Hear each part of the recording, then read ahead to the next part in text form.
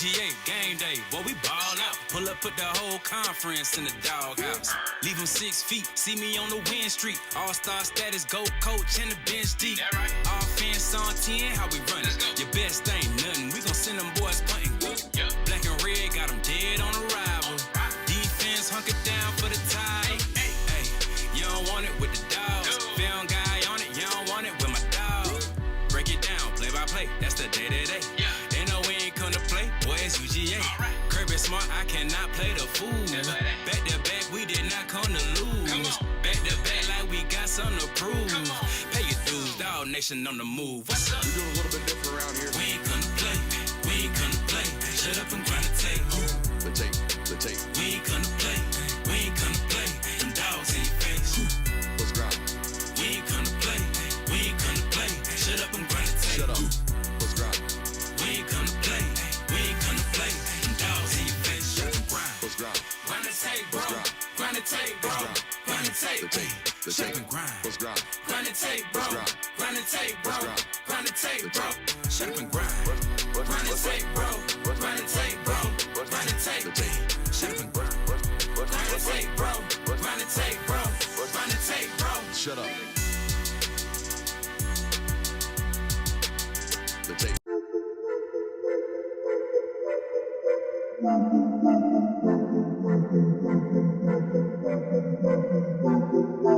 Welcome in, ladies and gentlemen, to MBR, or as we like to call it around here, Nothing But Rants, the show where I find topics that I'm oddly passionate about and I pontificate upon them. These are not hot takes, but rather takes that I'm hot about. What's up? You really like that?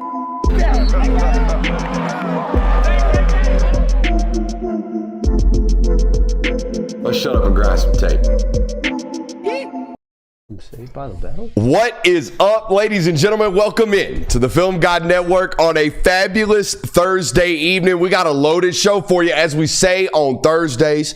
Last show, best show. We've been live all week, Monday through Thursday, 8 o'clock to 10 o'clock. If it's your first night in with us, welcome in. Glad to have you. We got a loaded one for you. We got Unless It Doesn't Happen on a blessed Thursday evening tonight. We got a film study to recap for you guys tonight. Y'all been loving the previews. We're going to preview that Notre Dame and Miami game tonight. We do have a little bit, we're going to do a little quarterback pocket watching. I don't necessarily love pocket watching, but we're going to take a look at how much money some of these young men are making nowadays because there was a report today out on that. But just before the show started tonight, news hit the desk. Okay, SEC going to 9 conference games. Greg Sankey done bent that knee to Tony Petiti, boys. How about that? Did you ever think it was going to happen this quickly? You think that's what he did? Yeah, I mean, I thought it was the last contentious point. That is what the internet kind of makes it seem like, or the storylines makes it seem like to me, that the SEC didn't want to go to 9. Greg Sankey kind of, I mean, if you read the report today, Greg Sankey had to basically beg SEC decision makers to actually go to 9, and I would say bribed them. Basically told them, hey, if we go to 9, ESPN is going to redo our contract. And they already are redoing our contract by 2026. So let's go to 9 so this TV contract is going to be better. And they're all like, we don't want to go to 9. And Greg's like, no, seriously, this money is insane. We're going to 9. I don't really see it as him getting bullied, to be honest. No, you don't? I don't, because of what has also happened this week. The timeline. Because of the timeline. I was going to get there. Well, I mean, I put out the tweet today. I was like, it's a good tweet. The Big Ten fans are going to think that this is a win for them, that they bullied the SEC into doing this, that they're the reason why they're going to 9 games. While part of that is true, the Big Ten is a reason why they're going to 9 games. Well, the SEC also made the College Football Playoff Committee put in an extra strength of schedule criteria that helps them in this scenario. Like, oh, we'll go to 9, but we're also going to make sure that we're going to get more football teams into this thing because we're going to go to 9 conference games. So it really doesn't help you out, Big Ten, because the SEC is still going to be in favor of all of this. Yeah, I took this very much as Greg Sankey got tired of the back and forth between the Big Ten saying, you can't be the best conference because you don't even play 9 games in your schedule. And, the SEC saying, well, look at our strength of schedule. So Greg Sankey just said, you know what, screw it.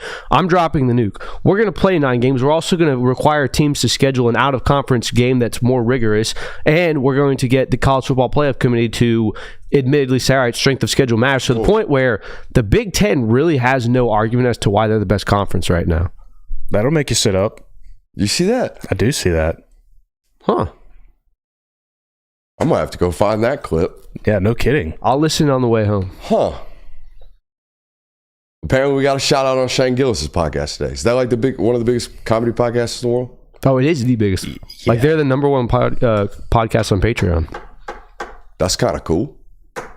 Ball knower, Shane Gillis. How about that? We love that. We love that. Love to see that. Let's continue this conversation. No, it seems that were we just at SEC Media Days? Most of these guys from the SEC coaching staffs were like, our A game's tough enough. We don't want to be going to 9. Yeah, they were all throwing the propaganda around. So how can we sit on this stage and say they ain't bending knees right now?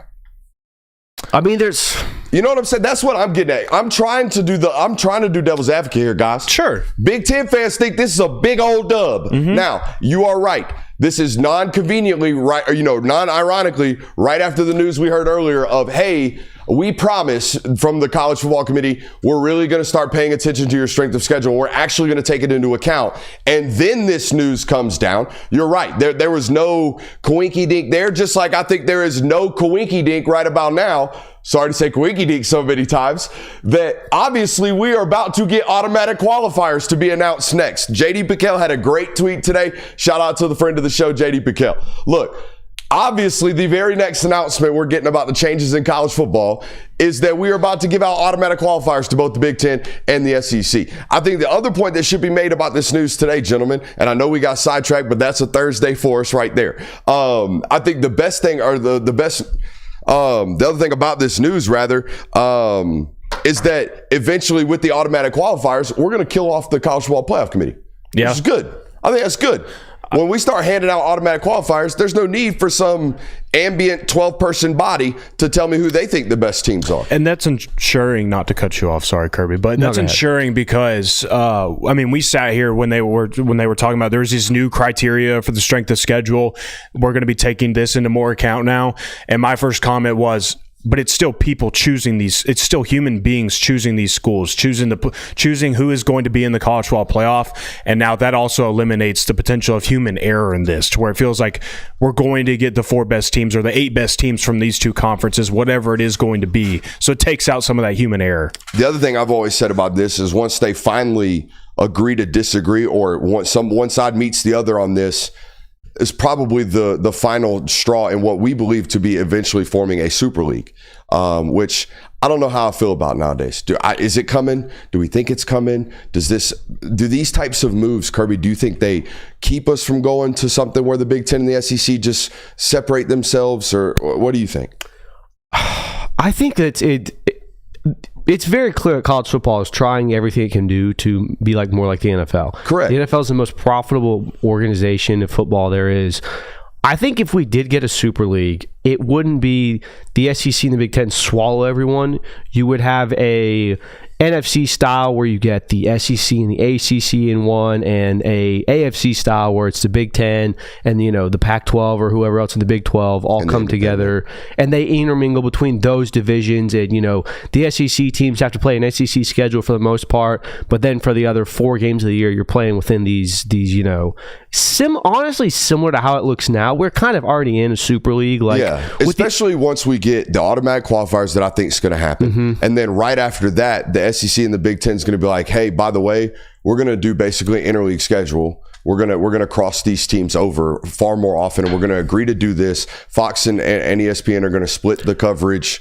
Watch this happen. And that's exactly what I've been saying to do the whole time, of instead of just arguing between these 2 conferences, play each other. Just more adapt often. What college basketball has always done between the SEC and the Big 12, where every single year there's an SEC and Big 12 challenge.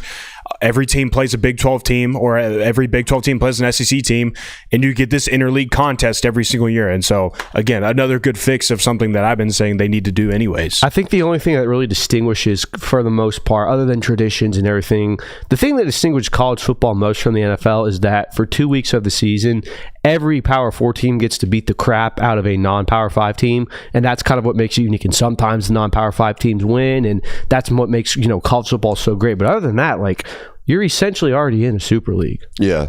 I also think that the strength of schedule metrics, guys, they're not going to change that much. I mean, what do you already had 9 of the 10 toughest schedules in the sport last year in the SEC. So what you gonna have 10 of 10? It ain't that much different. You know what I mean? Like, I know it sounds in a grand scheme of things like a massive change. Oh my God, my schedule's gonna get so much harder. No, Alabama's playing 5 ranked teams this year, and now they have a draw to get one of the other 5 ranked teams in the SEC that they don't currently have on their schedule to add a 6th. You know what I mean? So they might get the 6th, ranked team on their schedule. They already play 5. It ain't like it's going to be that much more difficult. Now, it's going to be later in the season. Now you ain't going to get that Coastal coming to town in November. Mm-hmm. That ain't going to happen anymore. I guess so. Like there's also the discussion of they're also going to have to play a Power 4 opponent outside of the SEC or a Notre we have Dame. the graphic, right? We have the graphic of the 9 games. Yeah, it's pulled up. Yeah, it's pulled up. Let's go to the board and just talk about this, because I think you're bringing up great points about some of the other things that they talked about today. You can stay there if you want. We can go up here. Yeah, let's just do that. All right, so there it says, 9 game will continue a single standing non-divisional structure like they got point system basically right there. Each school will play 3 annual opponents focused on maintaining many traditional rivalries. Interesting wording right there. I'm sure we'll have something on that for you guys tonight maybe. Each team's remaining 6 games will rotate among the remaining conference schools. All right, so a random 6 and then 3 automatic rivalries. Each team will face every other SEC program at least once every 2 years, and every opponent home and away in 4 years. So we won't go 10 years without Georgia going to Kyle Field. Still haven't gone to Kyle Field. They've been in the conference since, 2014? 2012. Yeah, 2012. So it's been, that's 12... It's 14 years. 13 years. My math has been terrible lately on years, subtractions and all that good stuff, the mental math. Do we have the 3-game? We were going to set up this big reveal. We got a 3-game slate. What we think it's going to be, right? We found this. This was released like 2 years ago, actually, when the SEC was flirting with going to 9 games, and these were the annual opponents that were kind of leaked out. This wasn't officially reported by the SEC, but it was reported by people in the media space that we trust. Yes. The Brent McMurphys of the world. That's another Brent. There Brett. are multiple. Is that Brett? I don't mean to do this. They're all Brett Brett. They're all Bretts? They're all Brents? They're all Brent Bretts. They're all Brent Bretts? Like, yeah. All right, so Brett McMurphy came out with it. He tweeted this, we think. That's my status of do I believe it. Did Ross tweet it? Did my man Brett? Who tweeted it? This time it was not either of those, but I do feel like I remember notable reporters sending this out. All right, so let's take a look at it. Let's go top to bottom. Alabama getting Auburn, LSU, and Tennessee. Arkansas getting Missouri, Ole Miss, Texas. Auburn getting Alabama, Georgia, Vandy. I'm reading this off for the podcast audience, by the way. Florida getting Georgia, Oklahoma, South Carolina. Boy, that's a random selection. Georgia getting Auburn, Florida, Kentucky on an annual basis. Kentucky getting Georgia, Mississippi State, South Carolina. LSU getting Alabama, Ole Miss, Texas A&M. Mississippi State getting Kentucky, Ole Miss, and A&M. Missouri getting Arkansas, Oklahoma, and Vandy. Oklahoma getting Florida, Missouri, and Texas. Ole Miss getting Arkansas, LSU, Mississippi State. South Carolina getting Florida, Kentucky, Tennessee. Texas getting Arkansas, Oklahoma, and A&M. Tough route. Texas A&M getting LSU, Mississippi State, and Texas. Tennessee getting Alabama, South Carolina, and Vanderbilt. Vanderbilt getting Auburn, Missouri, and Tennessee. I'm just looking back at this now, reading after that, getting done with that. Holy hell, Alabama got screwed. Mm-hmm. This only happened because Nick Saban ain't here no more. I felt like Nick Saban got the shake of the draw every single time one of these things came up in the league office when he was here. That's the worst shake of them all. Amen, boys? Mm-hmm. Who got it worse than Bama with this? I mean, it is, but Bama played those teams every year when Nick Saban was there. You're right. That makes sense. So we just make them play those. It's just make them play those. Now, it honestly might work in Bama's favor because it can be, hey, listen, since you already have to play LSU, Tennessee, Auburn, one of the 3 teams that we think are higher up in the SEC, here's a South Carolina for you when they're down. Here's a Mississippi State. Here's, the bottom feeders of the SEC because you already have those. This is a good point. If your 3 annuals are pretty tough, I mean, your 6 rotations can't be that much tougher. You know what I mean? Like if you look at if LSU's already in the mix, the random 6 ain't going to be that tough. Yeah. Like if you look at Ole Miss, Arkansas, LSU, Mississippi State, that's not a very tough pool. They're going to say, all right, Ole Miss, you've got to deal with those 3. We're going to throw you Texas. And oh, by the way, you got to travel to Athens. And you still have to play Alabama. Like the reality is there's going to be 9 tough games for all these teams. It doesn't really matter what the slated 3 are. I would say that LSU got the brunt end of it, honestly. Yeah, that's a tough mix right there. Alabama, Bama, Ole Miss, and A&M. Yeah. I mean, those are three, we expect you to be 10-win programs. Yeah. I mean, we expect those three football programs to be playoff contenders nowadays. I feel like we look at Lane Kiffin that way, do we not? Isn't Lane Kiffin broaching 10-win territory on an annual basis? Need to be a top 15 program. That's the way you feel with him as a head football coach. I agree there as well. That's a tough shake with LSU. I feel like some of these I'm not going to say mediocre programs. The bottom half didn't get that bad of a shake, I don't think. Like Vandy did. I don't feel like Vandy got screwed. No. I don't feel like some of these bottom. I hate to do that to fan base. I don't feel like some of these bottom tier got screwed. Like, that's manageable for Arkansas or for Missouri. You know what I mean? Like we got recruiting rivals there, guys that I think are near in recruiting 5-hour radiuses with right there as well. I think that's the other good thing about what they're trying to do. It all seems relatively regionalized. Like, you know what I mean? Yeah, and I think the issues that you run into are with the teams that aren't traditional to the SEC. Like, Texas obviously has ties to A&M and Oklahoma, but Oklahoma doesn't have a lot of ties to the SEC. Texas A&M doesn't really. I mean, I know they played LSU in the rivalry game. Okay, this is a random selection. You know what I mean? Well, I guess no. Oklahoma and Missouri is like an old-time Big 12 rival. Right. The only randomness there is Oklahoma, Florida. Mm-hmm. Is there another random rivalry? You know what I mean? Let's find another one of those. Is there another? Because that right there sticks out to me. Oklahoma, Florida, apart from that one national championship where that wide receiver died on the first play, that's the only time I feel like those two guys have gone after it. Is there another random one on there? A&M Mississippi State's pretty interesting. Yeah, but not bordering states there. Are they? Louisiana borders Texas. I'm an idiot. But it's that skinny boot at the top. You kind of go through the top of Louisiana like that on 20. So it's kind of confusing. I mean, I think that people are going to say that Georgia, Kentucky is confusing because I think most people would have assumed Georgia and Kentucky have played more annually than Georgia and Tennessee. No, I know. But knowing that, it feels like when you hear the word rivalry thrown around for the three permanent games that it would be Auburn, Florida, Tennessee. But when we were talking pre-show, when you talk about Tennessee's potential opponents, it made sense why Tennessee would not be on Georgia's list. Is there any rivalry that seems like it got left out? Like annual SEC, like that's a good old fashioned yada yada. I think for about 30 years, Georgia Tennessee has been a pretty good rivalry. But the reality is, like, it's not that historic. I think they've only played like 50 something times. I mean, there's the Hail Mary with the Josh Dobbs games. Dobbs-Nail boot. How many? There's the Hobnail boot, right? As well, the spinoff on that or the original. How many great games were there? Are we too young?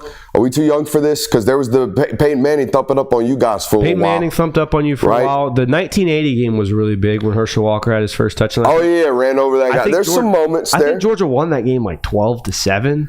Yeah, the other thing that we're talking about going back to the 80s, and you're like, God dang, that's 50 years. Yeah, some of these teams have been playing for 130. You know, some of these teams have been playing for 130. I think that Tennessee, Florida's kind of would be a missed one. Tennessee, Florida is missed. Tennessee, Kentucky and Kentucky have been playing 132 years. Yeah, they've been playing a long. You know, that's a long time playing college football one another every single year, and to not have that recently. Florida, LSU. Florida, LSU. Yeah. Yeah, there was a while that Florida and LSU closed out their SEC schedules against each other. Mm-hmm. Like that was always a big thing. Is chat helping us out here? What they got to say about big time misses here in terms of rankings? Is this a big dub for the SEC? Sounds like a lot of Georgia fans would have rather had South Carolina. Yeah. I mean, from a name brand standpoint, see, this is what I like about some fans and some fan bases. Some, like, I don't know, did people react to this as like, dang, we might have a worse record, or did people look at this as, heck yeah, we get better games? How did people react to this news today as a fan? You know what I'm saying? My initial reaction was, dang, it just became that much harder to play in the SEC. Yeah. That was me too. It's like, oh, they already had it was tough enough. Now it's even harder. Which is how did a fan absorb this today?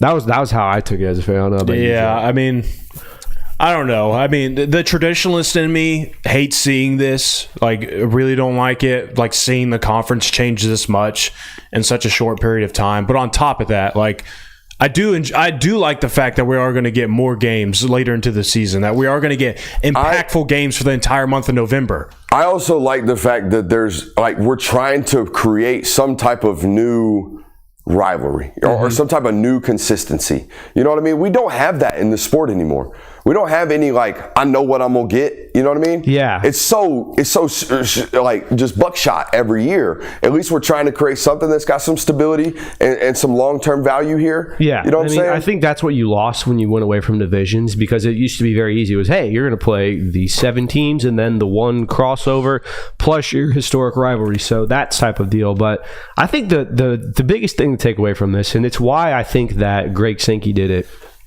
there is absolutely no argument that the SEC is the toughest conference now. Well, yeah. You play 9 games, and that's what I took away from it as a fan of it's a lot harder to play in the SEC. You have to be a big team to do it. That's what Greg Sankey wanted. So the Big Ten won the battle in the fact that, yes, the SEC kind of bent the knee, but Greg Sankey won the war here. They are clear-cut number 1 now. Plus, I appreciate the fact that the Big Ten only has one locked-in rivalry for every team every year. You have one guaranteed opponent every single year. I appreciate the fact that while the SEC may have bent the knee, in quotation marks, as some would say, that Greg Sankey is still trying to protect the history of this conference, the tradition of this conference, all of those things at the same time of the 3 guaranteed opponents. There's going to be history between these 3 programs. There's going to be rivalries. We want those to stay intact. Anything else? I like it. You're a big fan? I mean, I'm not a big fan, but if you're going to go about this, I think this is the best way to do it. And at the end of the day, I think that there's a lot of pearl clutching for this. You're adding one more game to your schedule. The SEC was already very hard. And the reality of all of it is also the SEC knows who its contenders are. They know who to take care of and what to do. I mean, we saw them do this for Texas last year. We've seen it before. You're not going to get a extra Bama if you're throwing on your schedule if you're Georgia. Here's my only remaining debate. Can teams 7 through 18 in the Big Ten actually put together something worth of a football team worth respecting? That's my only thing I got with this. All right, because Big Ten homers be getting in the mentions and talking crazy. All right, y'all going to 9. Yeah, I mean, and majority of these teams are actually going to get a worth of salt football program now in November when they done played 9 of them. Guys, that Alabama stretch to end the season this year, and every SEC team's got one of these. All right, that stretch is 5 top 20 teams in a row. All right, and now we're going to, instead of playing UTC, God forbid they take a freaking breath after walking through the gauntlet. Oh my God, here comes UTC. Instead of that, it's going to be, oh my God, here comes Oklahoma. Or oh my God, here comes an actual program. Not, oh my God, here comes Northwestern, Maryland, friggin' Michigan State, whoever, Rutgers. Oh my God, Rutgers is coming to town. Right? When y'all talk about the SEC, there's 3 of those, and one of them's got a $2 million quarterback this year coming to town that thumped Alabama at home last year. So, that's my whole thing about all these Big Ten homers that start clutching pearls about this stuff. Y'all know it's better. Y'all know it's deeper. And then y'all claim bias every time the AP Top 25 slaps you in the face with it. Oh my God, rankings are biased. Bullshit. Most of them come from your region of the country. I don't know where that came from. Well, no, I'm glad you said it. We just found the reel that we're posting from this episode. But whoa, I blacked out. I knew that the whole conversation between Big Ten fans and SEC fans was cooked. The immediate time I got into an interaction with a Nebraska fan, and I pointed out that their start of the schedule has almost verbatim what you mentioned of they play Northwestern, Rutgers, Michigan State, and Maryland. And I was replied with Maryland and Michigan State are nothing to laugh about. Bro, it's like arguing with Georgia fans about Bobo to me. It is a recyclable argument. I know exactly which way it's going to go every single time. The strength of schedule metrics tell us the schedules are way freaking harder down here, and now it's going to get harder. And then immediately, Big Ten homer guy comes to me with either, well, they get a break in November. Yeah, but the metric is the metric. Well, the metric's biased and bullshit. Well, why is it biased and bullshit? Well, the who votes on it? Well, who votes on it? AP voters. Where are they from? Everywhere. Statistically, more prone to be in your regions of the country. These are inarguable facts, and they still want to be in my mentions talking crazy. Man,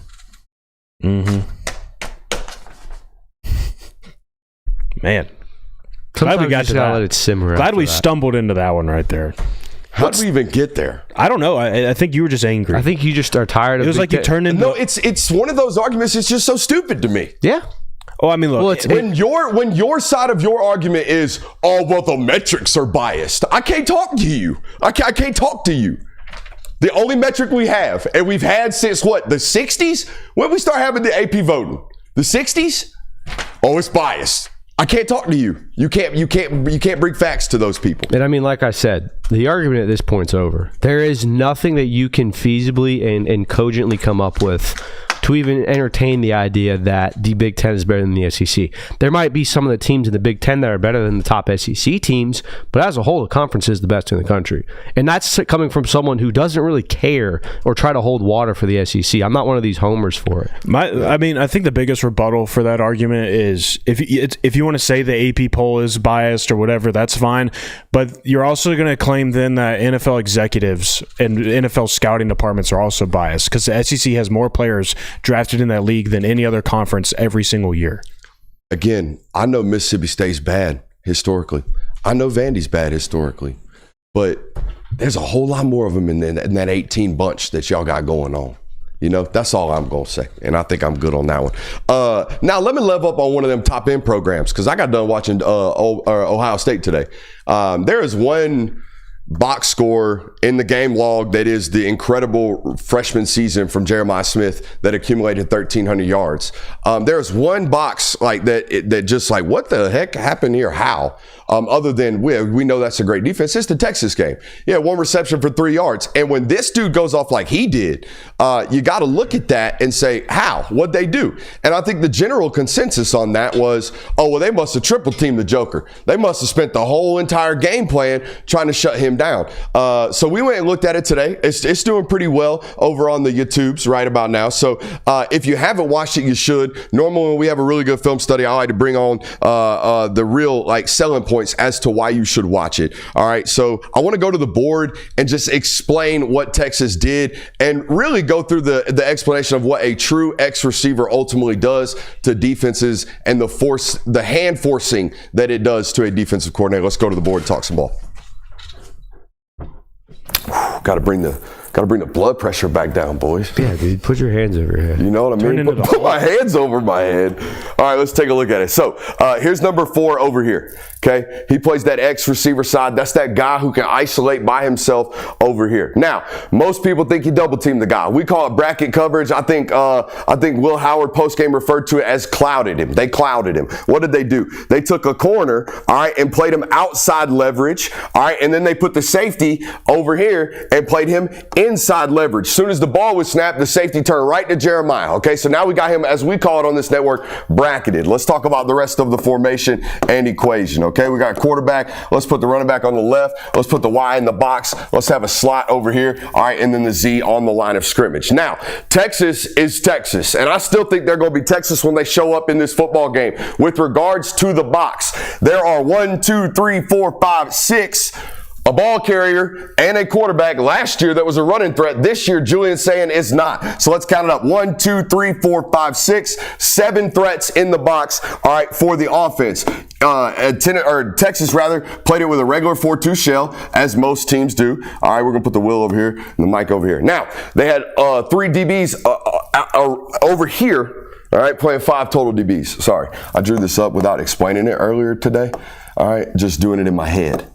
All right, we got the corner over here. Now, what 3x1 does to you is takes these 2 guys, all right, and now you're playing 9 on 11. All right, so what Ohio State did was, if you're going to take that over here, we got to win here. If we're not good enough to win here, we got to create an opportunity, all right, for Jeremiah Smith to get the football. We'll talk about that here in a second. You can only do this, by the way, guys, if these 6 football players can stop the run by themselves. All right, the moment you have to do this, now guess what?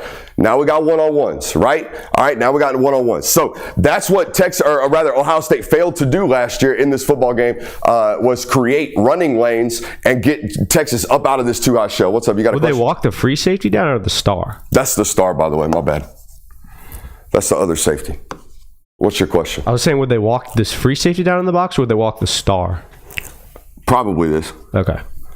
Yeah, Sorry, and leave the bracket coverage over there. You're right. One or the other. You got to add. That's the decisions, right? We got to start making decisions. Now, what Ohio State started to do and what they're going to have to do the rest of the time he's there. All right, the rest of the time Jeremiah Smith is there until they learn how to or can force teams to play single high. All right, add a safety to the box, take his eyes away, one or the other. They're going to live in duos a lot. All right, and get into 2x2 situations, which is what they did in this football game. And how they scored against Oregon, all right, was to do this right here. All right, they put number 4 here close into the box. They put a slot receiver over here and the Z and get real bunched up, right? All 11 guys in a very tight, condensed situation. Quarterback, running back right here, okay? All right, and then they motion the Y over here. Now, when I get into duos and I'm into bunch, Kirby, do you know what most teams play?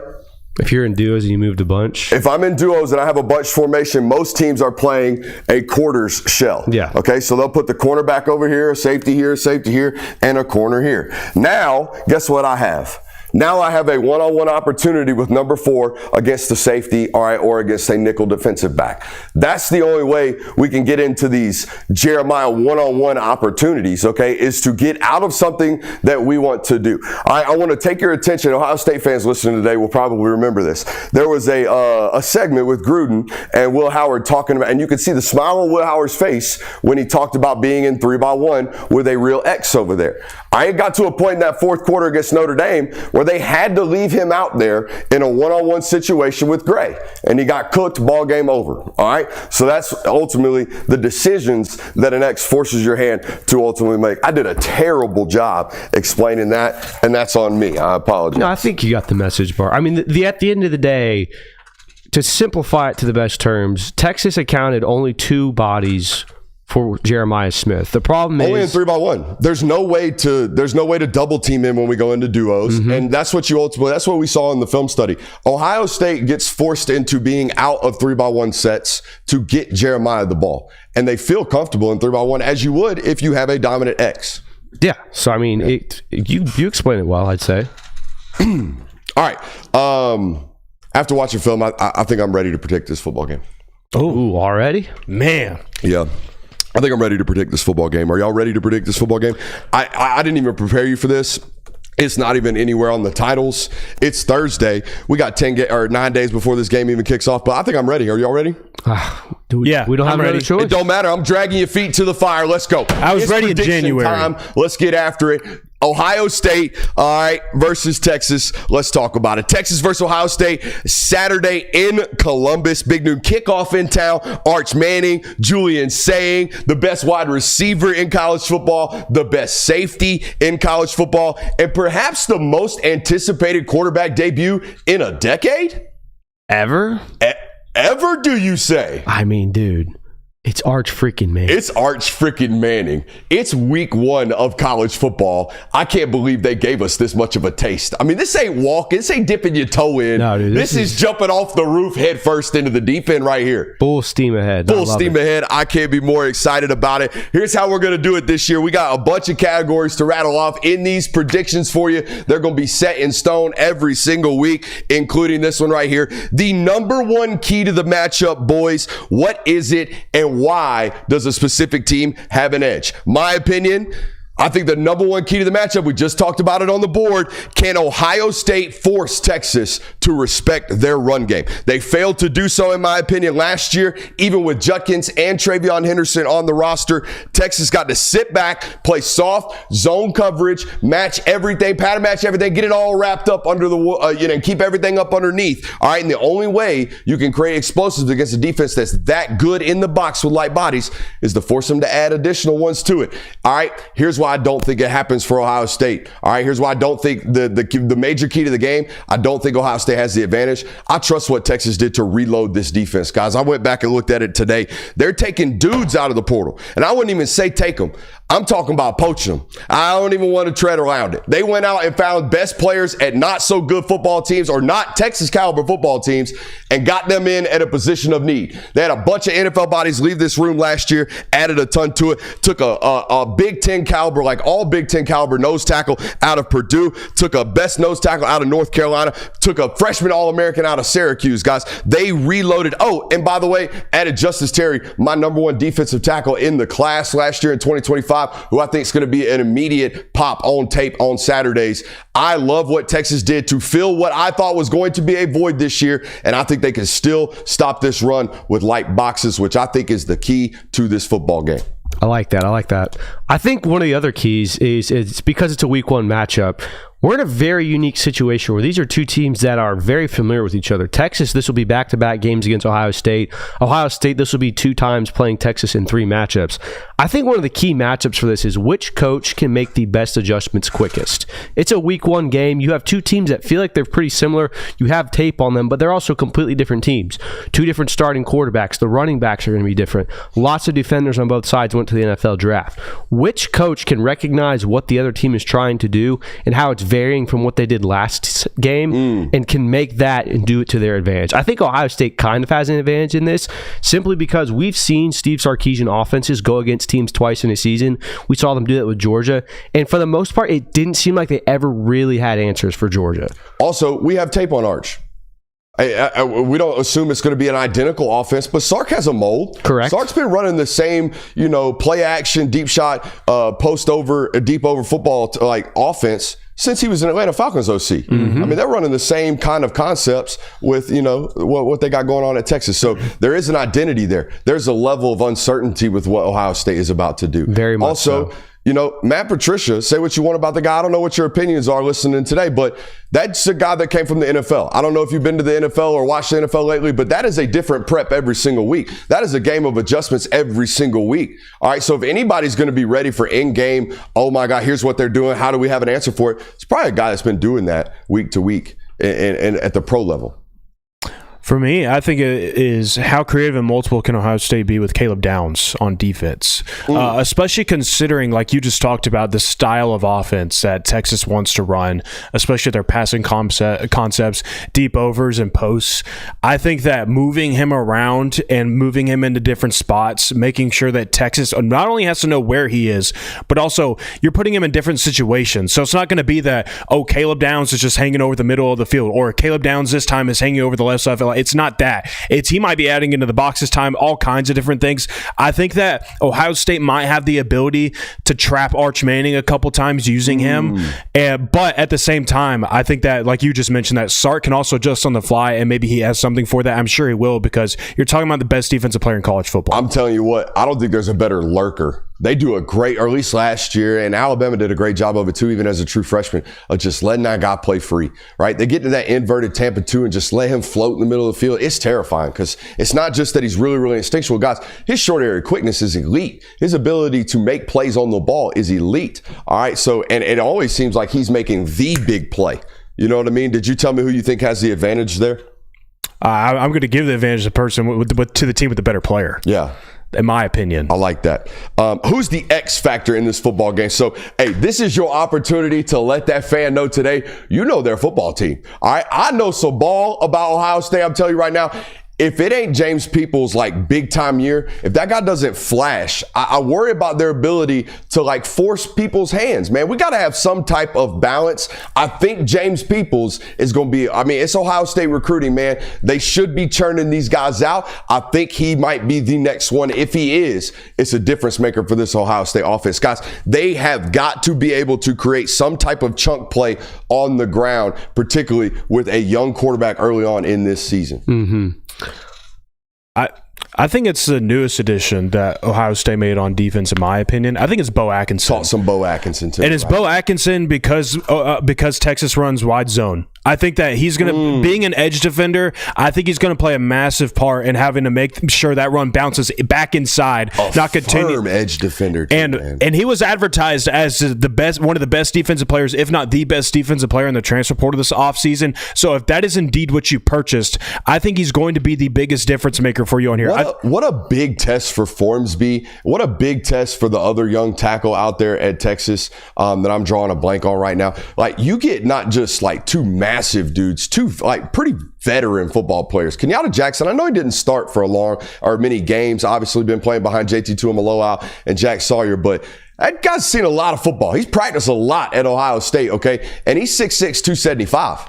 And the guy you're talking about, Bo Atkinson, that's a 6'6", 285 guy. Those are two mountains that they're going to have to either hook and get around in this wide zone scheme or move off the point, which is going to be an even tougher task. All right, unless it doesn't happen. My bad. Whoa, what did I miss? Bro, My bad. come on. We just talked about how Jeremiah Smith had, 3 yards against Texas in the Cotton Bowl? Yep. Texas, for the most part, shut him down. Yep. I don't think people recognize that Carnell Tate went 7 for 87 in that game. Yes, he did. Here's a stat for you. During the 2024 season, in games where Jeremiah Smith had 3 or less receptions, every single one of those games, Carnell Tate had over 60 yards receiving. So when you dictate and you allow for your defense to put so much emphasis on stopping Jeremiah Smith, the other guys ate. It's why Emeka Egbuka led the team in receptions last year. Yep. It's why he had 1,000 yards receiving. It's why every time Jeremiah Smith had a down game, Carnell Tate was up. If Carnell Tate can be a factor in the offense for this, Texas is in trouble. What were those numbers in the Sugar Bowl or the Cotton Bowl?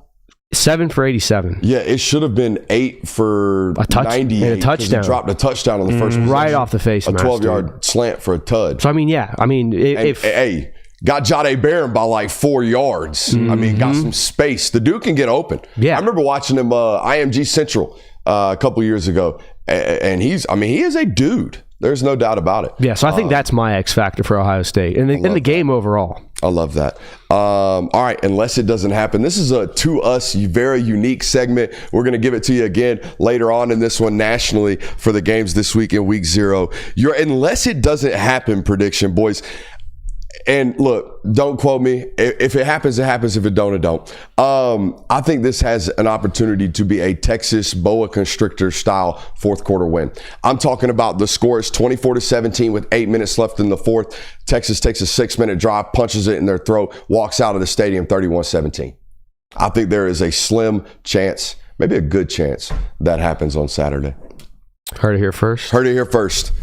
Unless it doesn't happen. I'm rusty too, baby. It's all right. I'm rusty. I'm sorry. It's all good. I ain't rusty. I feel like I did this yesterday. There's going to be a lot of nerves in this game, a lot of butterflies, first game nerves.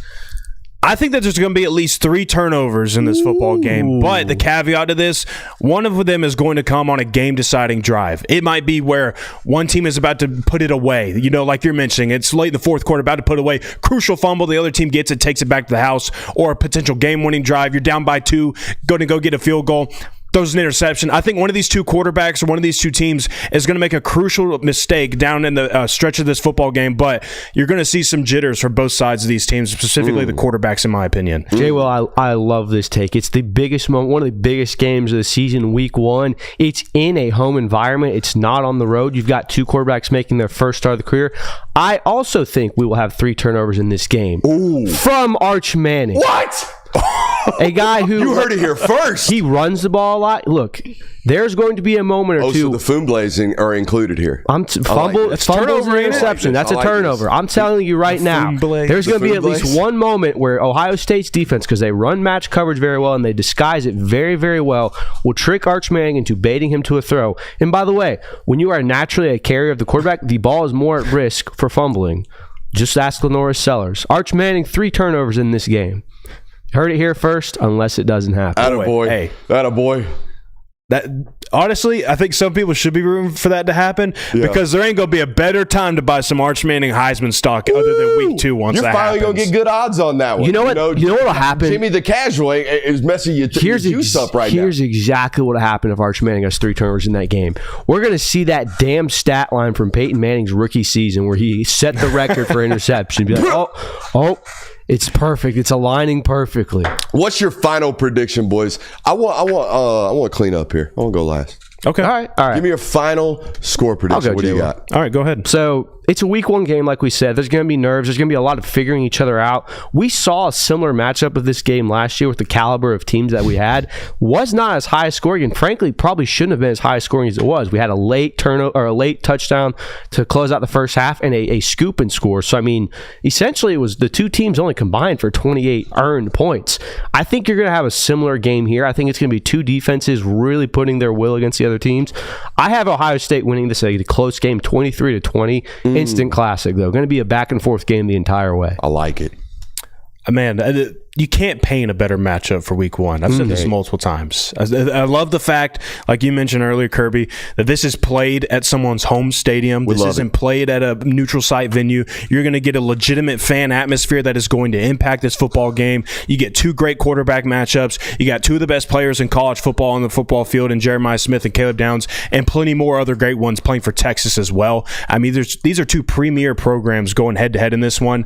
So because of that, what I'm going to lean towards is one, the better players in this football game, who I think are the two better football players in this game. And then also, I just think that the home environment is going to impact this game heavily, but I think it's going to be really close because, as I mentioned, I think that there's going to be some early mistakes between these two programs, and it's going to take a little bit for them to find their footing. I think that Ohio State's going to find the footing late, and they're going to make a big score late in this football game. I got Ohio State 27-23. It's about right. I think everyone's good. I think we're shocked. I think both teams reach 20 points. I don't think either team gets higher than that. Yeah, this ain't going to be a shootout. No. You reconsidering? No. I got Texas 24-21 in what I think, like Kirby said, is a possession by possession tight football game. I'm talking about a really, really tight football game, no different than their Cotton Bowl matchup. I used to have a baseball coach, Kirby, not to get too personal, that was saying... This story better be about baseball, dude. Yep. 16 penny nail. So nervous, couldn't even drive a 16 penny nail. Hey, man. Whatever, man. Derailing the whole segment. Hey, we can't even clip this now. That's on me. Start over, This is the most clippable part. This is the most clippable part of the segment, dude.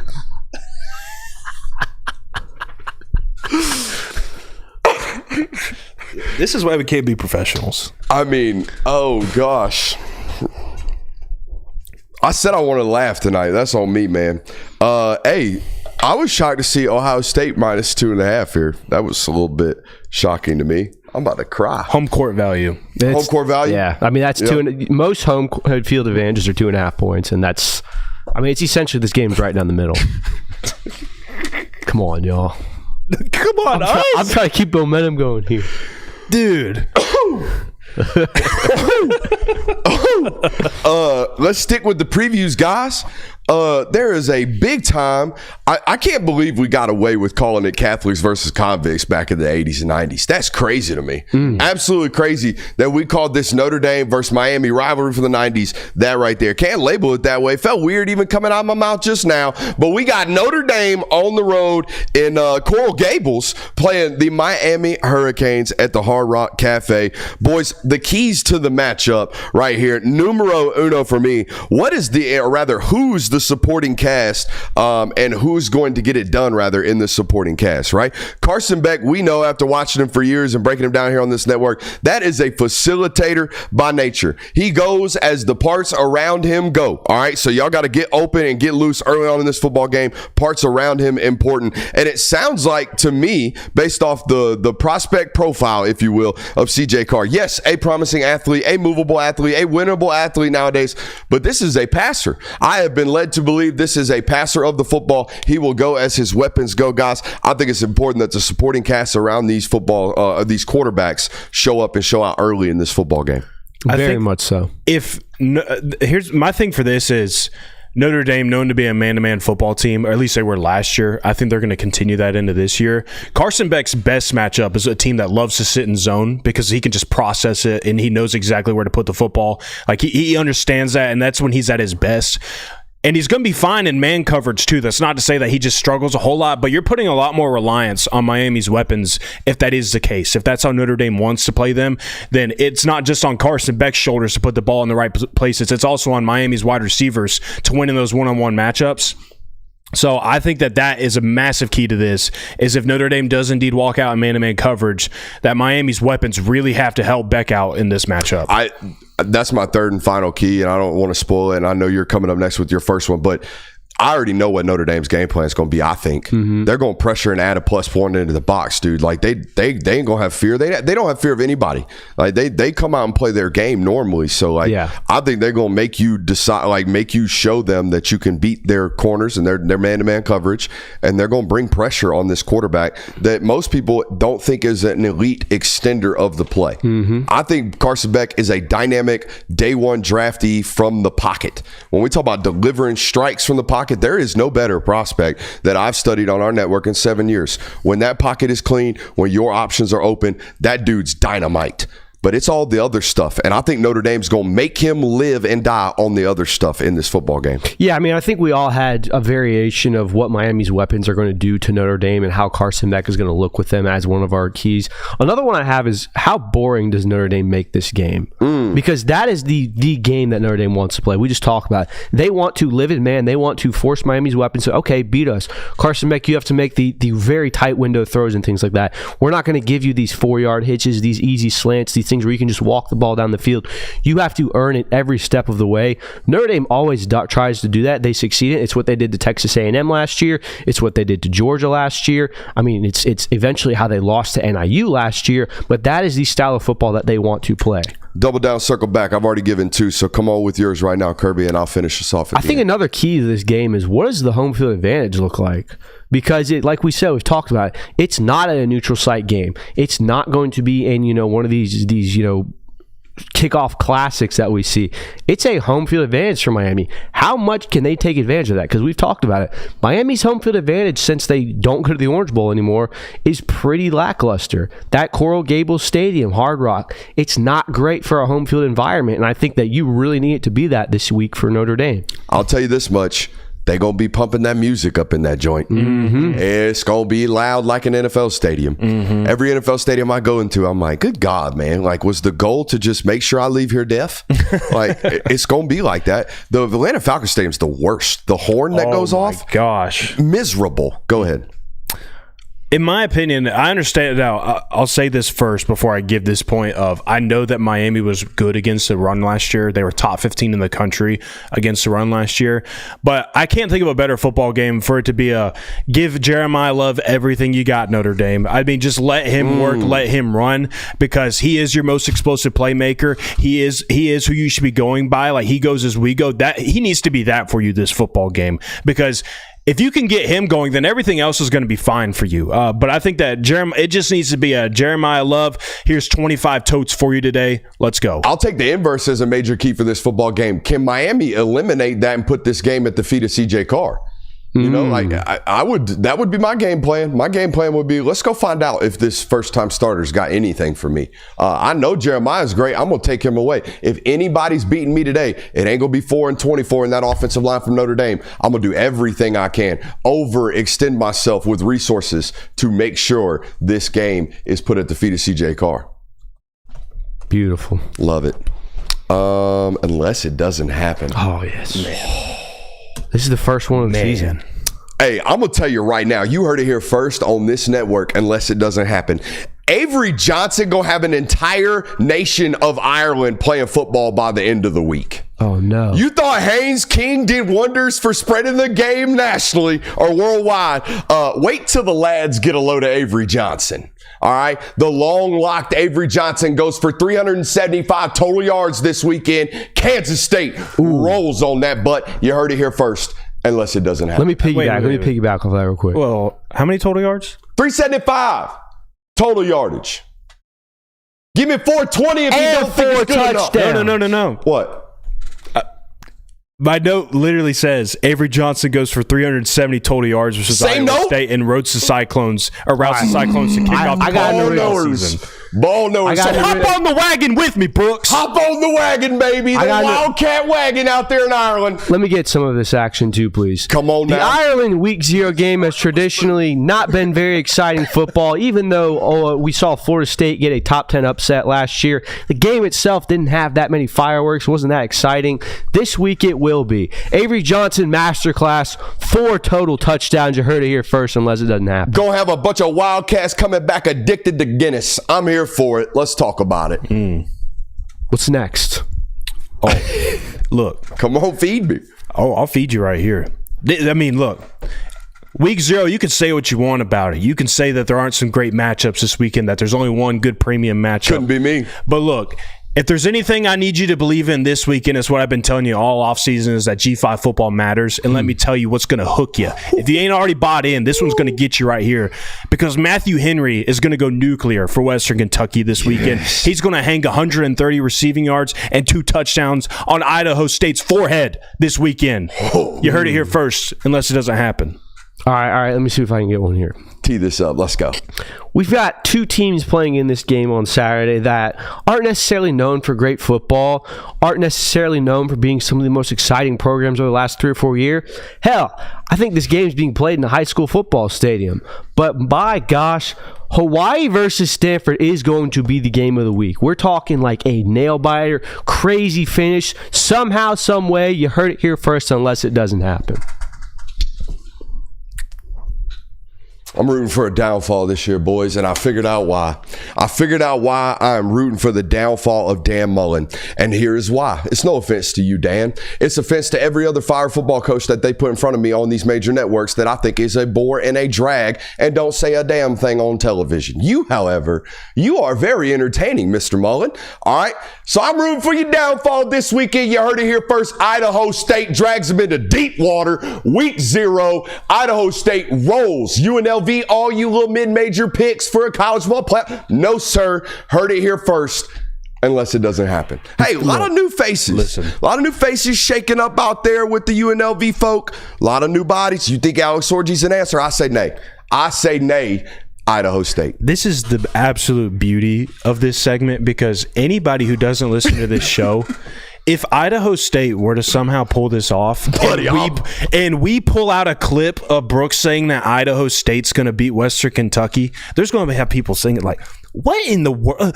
What made him say this? What did he know about Idaho State? No ball. Who could have seen Vanderbilt beating Alabama?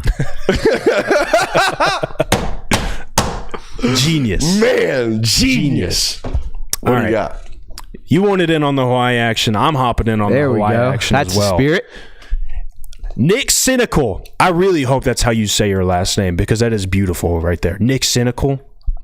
You know I'm a names guy, so I had to buy in. Hall of Namer.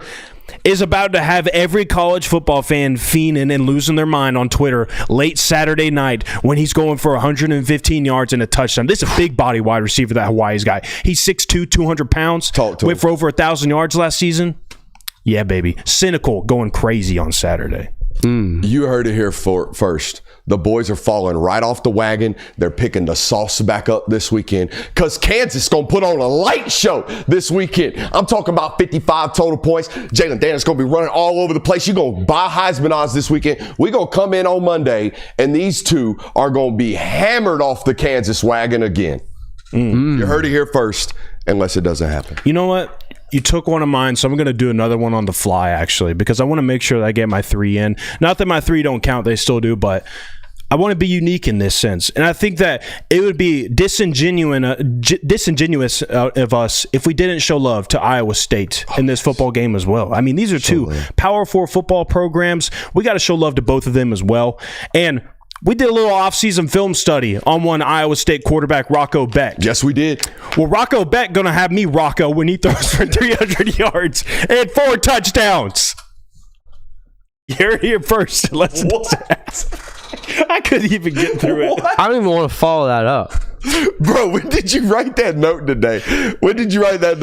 I came up with it in my 15 seconds ago.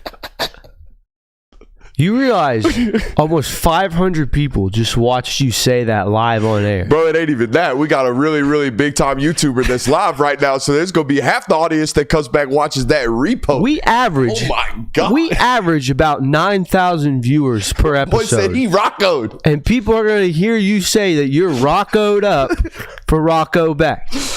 I don't even want to give my third unless it doesn't happen. That was foul. But no, Brooks, before you even beat me to it, I am back on the Kansas Jayhawks wagon. They are winning this game by 20. Rock chalk, but I got nothing else for that, dude. Holy hell. You're going to be back on it. We're going to have to send you to a meeting on Monday. Send you to an alcohol. I'm throwing my chip away. I'm back on the Jayhawks juice. You heard it here first, unless it doesn't happen. Guys, we had a great Friday Night's Mic'd episode on Friday night last week. Went down to Colquitt County, big time high school football down in South Georgia.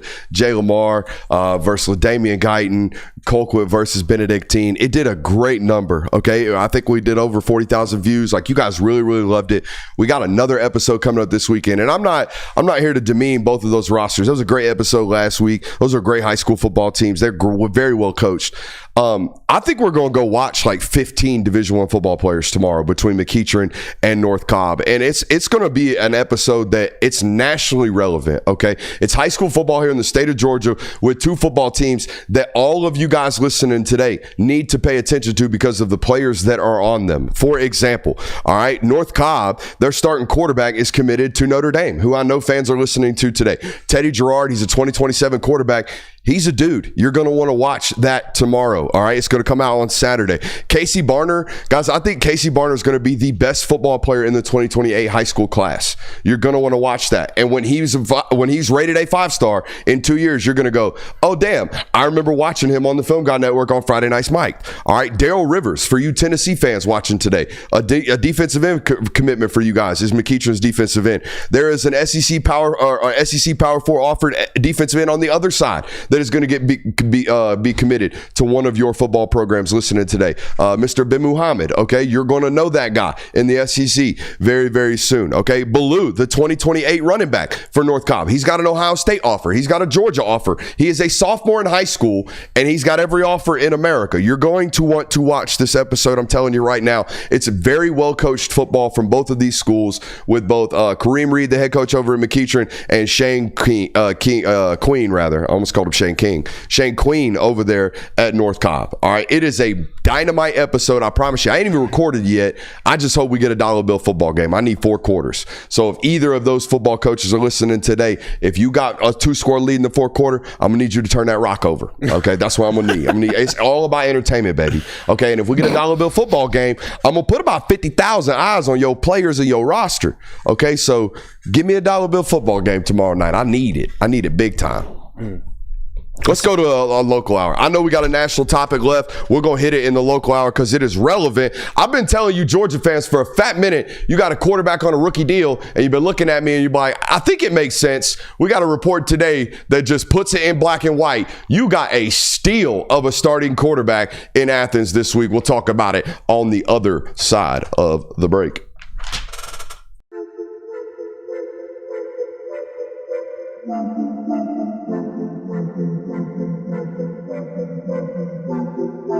Welcome into Talk the Dog, the show where we find a bone to pick and a take to give.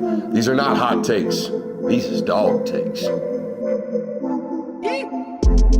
Can I talk that dog? What's up? You like that? You really like that?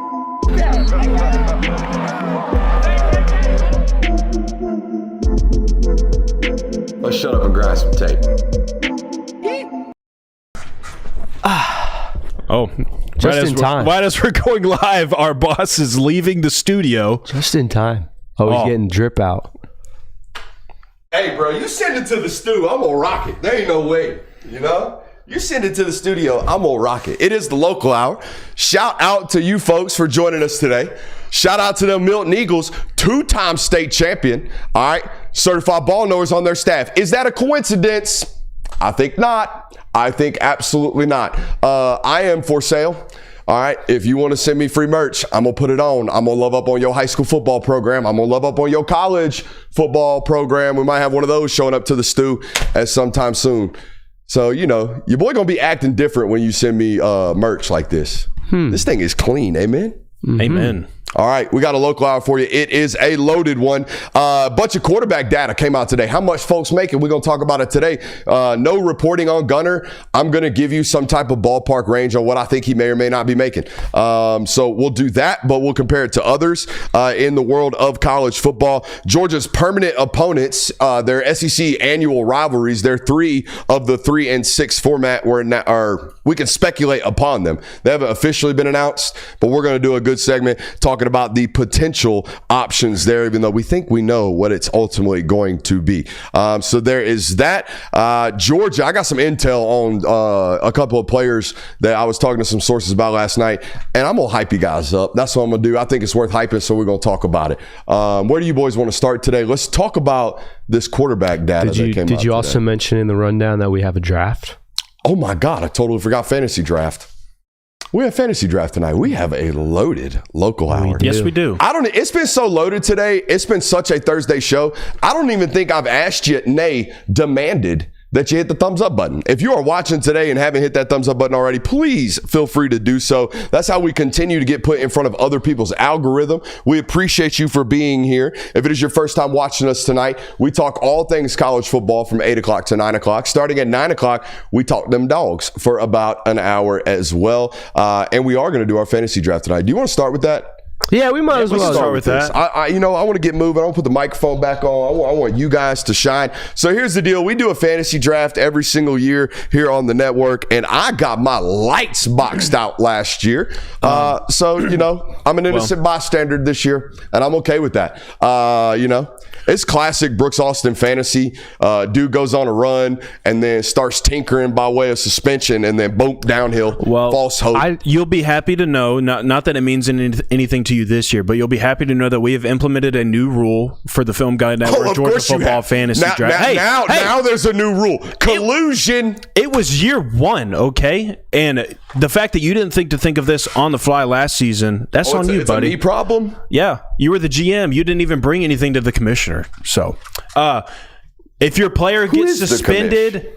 Huh? Who is the commish? He is. You're the commish? I created this. He kept score and everything. Are you still commish even though you're playing? Do you trust him to be unbiased commish? Commissioner role if you'd like to, but I figured that you probably don't want to. That sounds very clerical. Yeah, I'm good on that. Well, you probably don't want to count up all the numbers. That's what clerical means, Jonathan. Anyways, if your player is suspended for the remainder of the season, or your player is hurt for what? You want to say 6 or more weeks? Yeah. If your player is hurt for 6 or more weeks, you get a waiver wire pool for that player to replace them. So any remaining player on the roster that I do not have on my roster or Kirby does not have on his roster, you can then pull from that list of players and add them to your football team. Just to kind of rehash out all the rules, you get 5 offensive players, you get 5 defensive players, but you cannot draft a quarterback. So the offensive players are running backs, wide receivers, tight ends, all that stuff, skill position players. And then the points breakdowns. You get a point per offensive scrimmage yard. You get 6 points for a touchdown, 1 point per rush attempt, 1 point per reception, 3+ points for 30+ yard plays, so explosives. Then on defense, you get 1 point per tackle, 2 points per TFL, 3 points per sack, and 4 points for an interception or forced fumble. We never declared who got first pick in this. Ooh, flip a coin. All right. Don't we think that league champion should get league champion in all the fantasy years I've been in goes last? Oh. That's how I've always done it. Yeah, I mean, the worst team normally goes first. I mean, he's a rook. You want to give it to him, or do you – hey, how about we give you heads or tails? I'll go heads, please. All right, you want heads? What's heads, though? Oh, heads is 25. Okay. Oh, we're over there. Heads is 25. Tails is the stadium. Here we go. Ding. It was a bad flip. It's 25. It is heads. All right, Kirby gets first pick. So last year I figured out something that he's got the keys. In this league, running backs are absolutely OP because basically that means overpowered for anybody who doesn't play video games. Correct. They will touch the ball the most. Give me Nate Frazier, the Georgia Bulldogs starting running back for the 2025 season. That's not a bad first pick. Running back, Nate Frazier. And we expect not a sizable drop-off, but we think there's going to be a premier role right there for Nate this year. Amen? Yes. If they give out 35 totes, Nate better get 19 of them. Mm-hmm. That's the way I feel this year about Nate Frazier. Some are saying he will be the return of a 1,000-yard back. Ooh.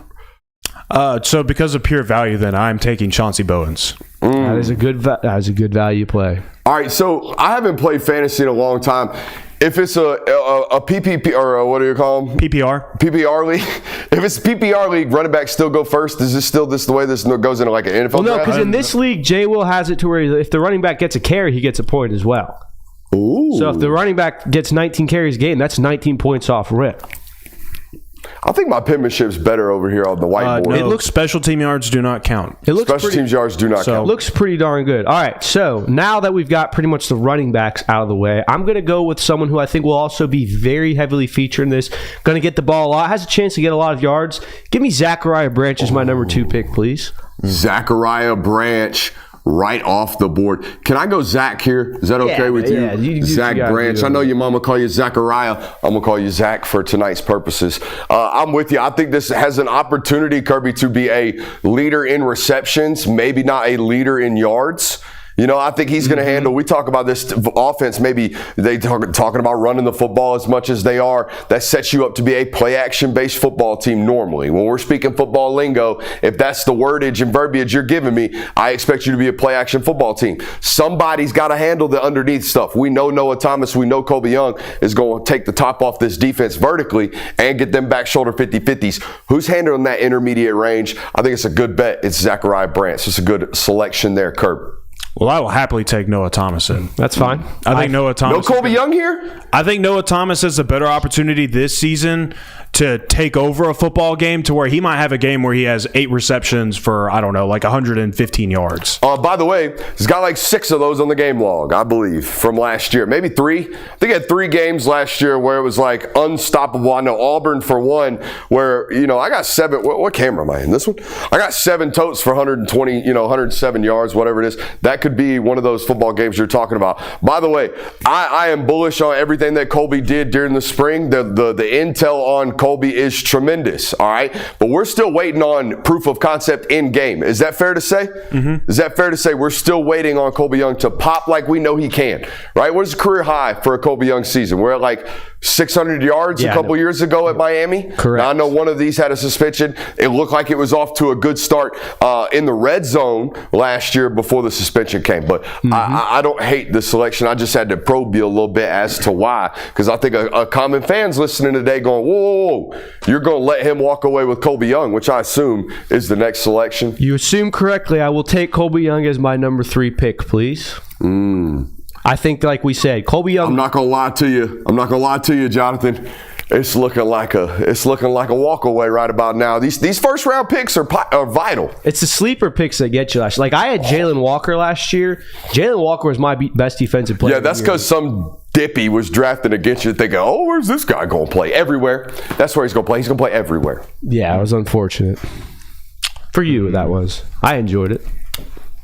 What do you got for me, J. Will? Come on. I'm thinking. Come on. Clock is hot. Let's go. J. Will. Boom, ring. The pick is in. I think I'm going to go London Humphreys. That's a good pick. I'm going to go London Humphreys. You know what's going to be the winning? Nah, I can't be out here giving away draft tips. Not that I got them. You know, I'm over here writing on the board because I'm a big fat loser from last year. Hey, I'm going to let you know that third back. Just gonna say it. What's up? Go ahead. Third back is definitely a viable option here, but I think we're forgetting someone that's probably going to have a big year. Might have necessarily not been focused on the right football. I don't know what that is. Is that the TE? There it is. That's what we're going He's with. a Yale leader, Give me like. Oscar Delp for my 4th pick, please. Just put the fries in the bag, bro. Oscar Delp. That's a good little selection right there. I must say, Brooks, your handwriting is looking wonderful. Finally bear down on the whiteboard, you know? Hey, I told you. I made my excuse last night. I'm showing value today. You know, you were talking about that third running back, but the thing is we don't really know. Now, I can't say with like a firm guess of like Bo Walker is going to be getting the third most attempts, or Cash Jones, or Roderick Robinson, or Josh McCray, like any of those names. So for that reason, I'm going to take a little bit of an X factor guy here, a guy that could get carries, is going to get receptions, do a little bit of everything. I'm going to take Dylan Bell. Oh, that is a great one. I had that one on my list as well. Yeah, I mean, look, I don't think Dylan is a made-to-be X receiver. I don't think he was, it's a high school running back that had to make the transition to a college wide receiver, and then when they get him on the field originally in a like a Deebo Samuel role, he's great. And it's like, hey, let's do all of these things that we know that you can do because we don't know what you can do at an elite level right now. So we're going to let you kind of do all of them. And then last year it was like, Hey, go play like George Pickens. We need you to play X when we have nobody left against Notre Dame. And I think it led to some lack of confidence, and I think it's why he led the team in drops last year. We get him back into a role, or at least it seems like, back into a role where he's a lot more natural and a lot more gifted and a lot more comfortable, most importantly. I don't hate the pick there, Jay Will. All right, this is my fifth and final offensive pick, which is kind of tough. We've narrowed it down to a lot of the guys that we think are going to get touches this year. But there's one guy in this offense that I feel like is going to consistently be on the field, is going to consistently play a role in this offense. It's Cass Jones out of the backfield. He's going to play, he's going to get carries, but he's also going to be a passing threat. I like Cass Jones as my number 5 offensive pick, please. We love it. All right, I'm going to go a little bit against the grain here. I'm taking C.J. Allen. I'm going to take most impactful defensive player. Go ahead and get that one off the board. Get ahead of the curve a little bit. Hey, did you know that C.J. Allen is a ball knower? Did you see this today? Here we go. What do you say? See this today? C.J. Allen asked if you could only, the on an island question, if you only got one pregame artist the rest of your life, what you got? Give me some Rod Wave, ball knower. He said Rod Wave and Lil Baby. We ain't worried about that part. It's the Rod Wave. Hey, let me be fake news right quick. All right, Rod Wave is the one and only King R&B. Shout out Miss Canty. What do you got for me? Jay Will, C.J. Allen is a great pick. I think he was one of the top players on my defense, but he was not the number 1 player on my defense. The last 3 years, Georgia has been led in tackles by safeties. Give me KJ Bolden as my first defensive player off the board, please. Man, you better hope he doesn't get Malachi Starks like it happened to me last year. Dude gets thrown into the nickel, and then there goes all my production because they ain't going to throw with the guy that's strapping everybody up out there. What do you got for me, Jay Will? Which, by the way, it's not going to happen.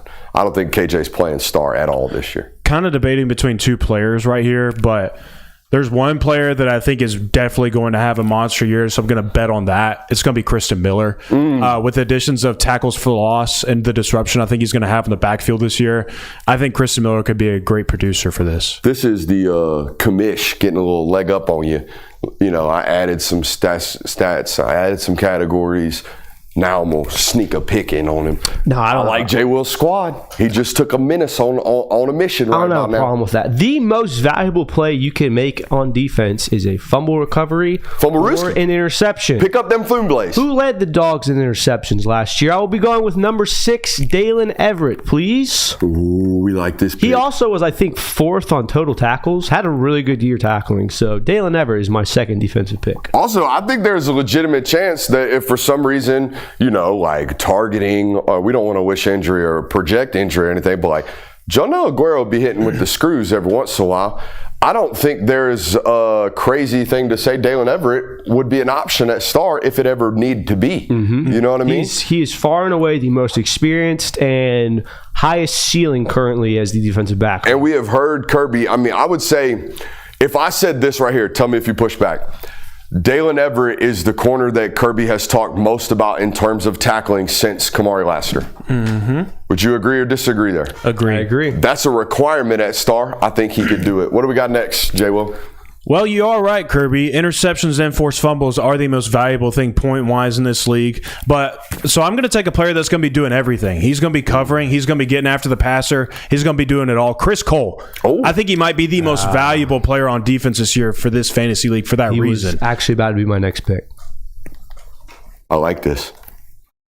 For flash factor alone, can you let me do that? Can I go through and count flash plays and then add that? You know? Yeah. It's like the film guy addition to fantasy. The flash play bonus. Yeah, the flash play bonus. 5 points. And we should all know a flash play by now. Right. Whoa! Where'd that come from? Who's that? What do you got for me? All right. C.J. Allen's going to be a guy who's around the ball a lot. I don't necessarily know if this guy is going to be around it as much, but you know what? Actually, I'm changing. Mid introduction to my pick, I want a guy who is going to be around the ball a lot, but I also want a guy who maybe offenses are going to want to throw his direction. Give me Jonell Aguero. Hell yeah. I think he shored up a lot of the questions around his passing game, his passing defense game. I like that. Very willing to play the run. Great tackler. Also, hey, we know there's been years where the starter at star, like Tyke Smith finished, I think, 3rd in sacks a couple years ago. They'll plug this guy every once in a while. I like this pick. Well, speaking of sacks, Brooks, I'm going to go with the guy that Kirby Smart said is at 270 pounds. Give me Gabe Harris. Oh, yeah. That's a good one. Oh, yeah. I think Gabe Harris got an opportunity to be one of them. Hey, he ain't coming off the field type of football players this year. You know what I mean?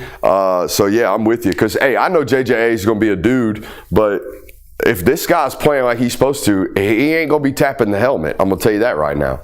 All right, I'm going to continue subscribing to my year 3 theory. And the Film Guy Network here on YouTube. Make sure you're hitting that thumbs up button as well. That's right. To the Film Guy Network's 3-year theory. Give me Raylan Wilson, please. I like it. Had more tackles than I realized last year. Had about 60 total tackles. Really? Yeah. If statistics don't prove me. He got a nose for the football. That's what that sounds like. What do you got for me, Jay? Will? Come on now. Right, by the way, how many picks we got left here? 2 each. Okay, I like this. 2 each or 1 each? I have 2 left. After That's right, because you went first, so I should have 2 left. I haven't drafted my 5th offensive player, so I wanted to make sure that I got my defensive guys first. I'm going to go with the next best bet, I think, in the receiving department, and I think that's going to be Lawson Lucky. Okay. I think that's a guy that they're going to try and get in the open field. They tried last year. I think that he's going to become an even bigger target in this offense. I really debated having him on my board, but I figured just because he's splitting reps with Delp, and Delp's going to be the seniority guy. And we also heard that Delp was kind of a security outlet for Stockton during that springtime. Yeah. I went with Delp instead, but I think Lawson Lucky's a very good pick. I mean, at that point, I'm either debating between the freshman wide receivers or Lawson Lucky. Or he could be buying the peanut hype. Or, yeah, like the Dwight Phillips, like a third running back, which, again, I don't think either of us felt really confident third running back today. Didn't. So, well, here's the good news about both of those options. I think both of them are going to get explosive plays drawn up for them. Exactly. Like Lawson gets all of the tight end run after the catch opportunities, or at least he did last year. Maybe Riddell gets some of those touches this year. Oscar's more of the vertical threat off of the run game as the wide tight. So all those run after the catch touches go to the H. We've already seen how much of a dedication Mike Bobo is going to make, or we think he's going to make, with Dwight Phillips. You don't get true freshmen on the field on purpose. Like, I have to get this guy in, unless that's going to be a thing moving forward. All right, my final pick. Georgia had a guy last year on defense that coming into the season was not very well liked, was said he can't set edges, can't do anything. He ended up leading the defense in sacks. That was Chaz Chambliss. I'm going to buy his replacement. Give me Elo Mendoza, please. Oh, you think that's the replacement, huh? Not the replacement, but someone's going to assume that kind of role. I needed a Jack draft here. Somebody other than Chris Cole. I mean, I think that leaves a layup here for another day. Do you need one more defensive player, Jonathan? It does. I'm going to take it for you if you don't. Who are you taking right now? How is Q Johnson not on this board? Well, that's who I was going to pick. Okay. Sorry, I don't mean to lead the witness. Is that who you're taking? Yeah, that's who I was going to take. But there was a little part of me. And who'd you want to take? Maybe someone to lead us into another segment of like Elijah Griffin was kind of whispering in my ear. He was. There's a lot of good options. I hear some rumblings like that. I mean, but we're talking about a starter at Jack. No. I know. Like, he's the starter. He's going to play. Like, I know he's going to be able to field a lot, so he is the answer. But, yeah, there was a part of me that was like... I mean, we already know first waiver call going to be Elijah Griffin. For sure. You almost, I don't want to pray for injury, but you ain't going to be mad when somebody gets hurt this year in fantasy segment, because you can be like, I got Elijah. Or, we got to figure out a way to get an offensive line segment in here. Stat here. How do you stat that? I don't know. Plus and minus reps? Yeah. I mean, I don't know. No, I'd have to grade them. I'd have to grade them, and I'm not grading them. Yeah. I'm sorry. Now, of all of the positions, I've always said I do not like Pro Football Focus, because I don't know how you grade somebody when you don't know the test. Right. Like, I have no idea what these guys are being asked to do. I can get some vague responsibility chart. I can tell you what I think they're trying to do, or I think how they're coached, but there's a level of an assumption there that I don't really appreciate when we're slapping grades on guys. That being said, I think I could do it with offensive linemen. Definitely. The only thing that would get me is in pass protection, which is like the whole grade. In pass protection, who are y'all working to? I don't know that for certain. I think I can guess, but when you mess up, I don't know if you're actually wrong. It just looks ugly on tape. There's a blow through. So I've always not necessarily loved that. As the film guy, I don't like when people go through films and be like, oh, he got an 87 grade today. How do you know? How do you know that? That's crazy to me. How are you grading tests you don't know the questions? Right. It's insane. Gentlemen, y'all want to pocket watch? Sure. I want to pocket watch a little bit. There was a report from Pete Nakos today.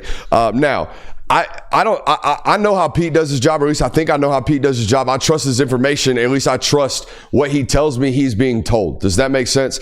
I trust what Pete Nakos says as, okay, an agent told him that, or a general manager that he has a contact with told him that. Now, whether or not we're ever going to be able to take that for certainty, no, I don't believe so. Not until these things are collectively bargained and they get turned into a league office and then it gets reported to us by actual data and there's a salary cap and we know this person costs this much. Until that happens, it's relatively speculative. That being said, Pete's the one we got. We ain't got nobody else. All right. So take him for what he is telling you as to be true, because that's what I do. Now, Pete had an article today. It was an On3 premium subscription article. If you want to go check it out, give Pete a read. Yeah, go pay him money. Go pay him money. That's what we did.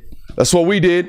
Go pay him money. Read his articles about people making money. That's what we're going to do right now. So he talked about the quarterbacks and put it out. I'm going to let you know they some dudes getting paid at the quarterback position, and ain't one of them your starting quarterback. Now, I want to preface this before I read off all these, telling you that I think if I had to be pinned down and said, how much money is Gunnar Stockton making?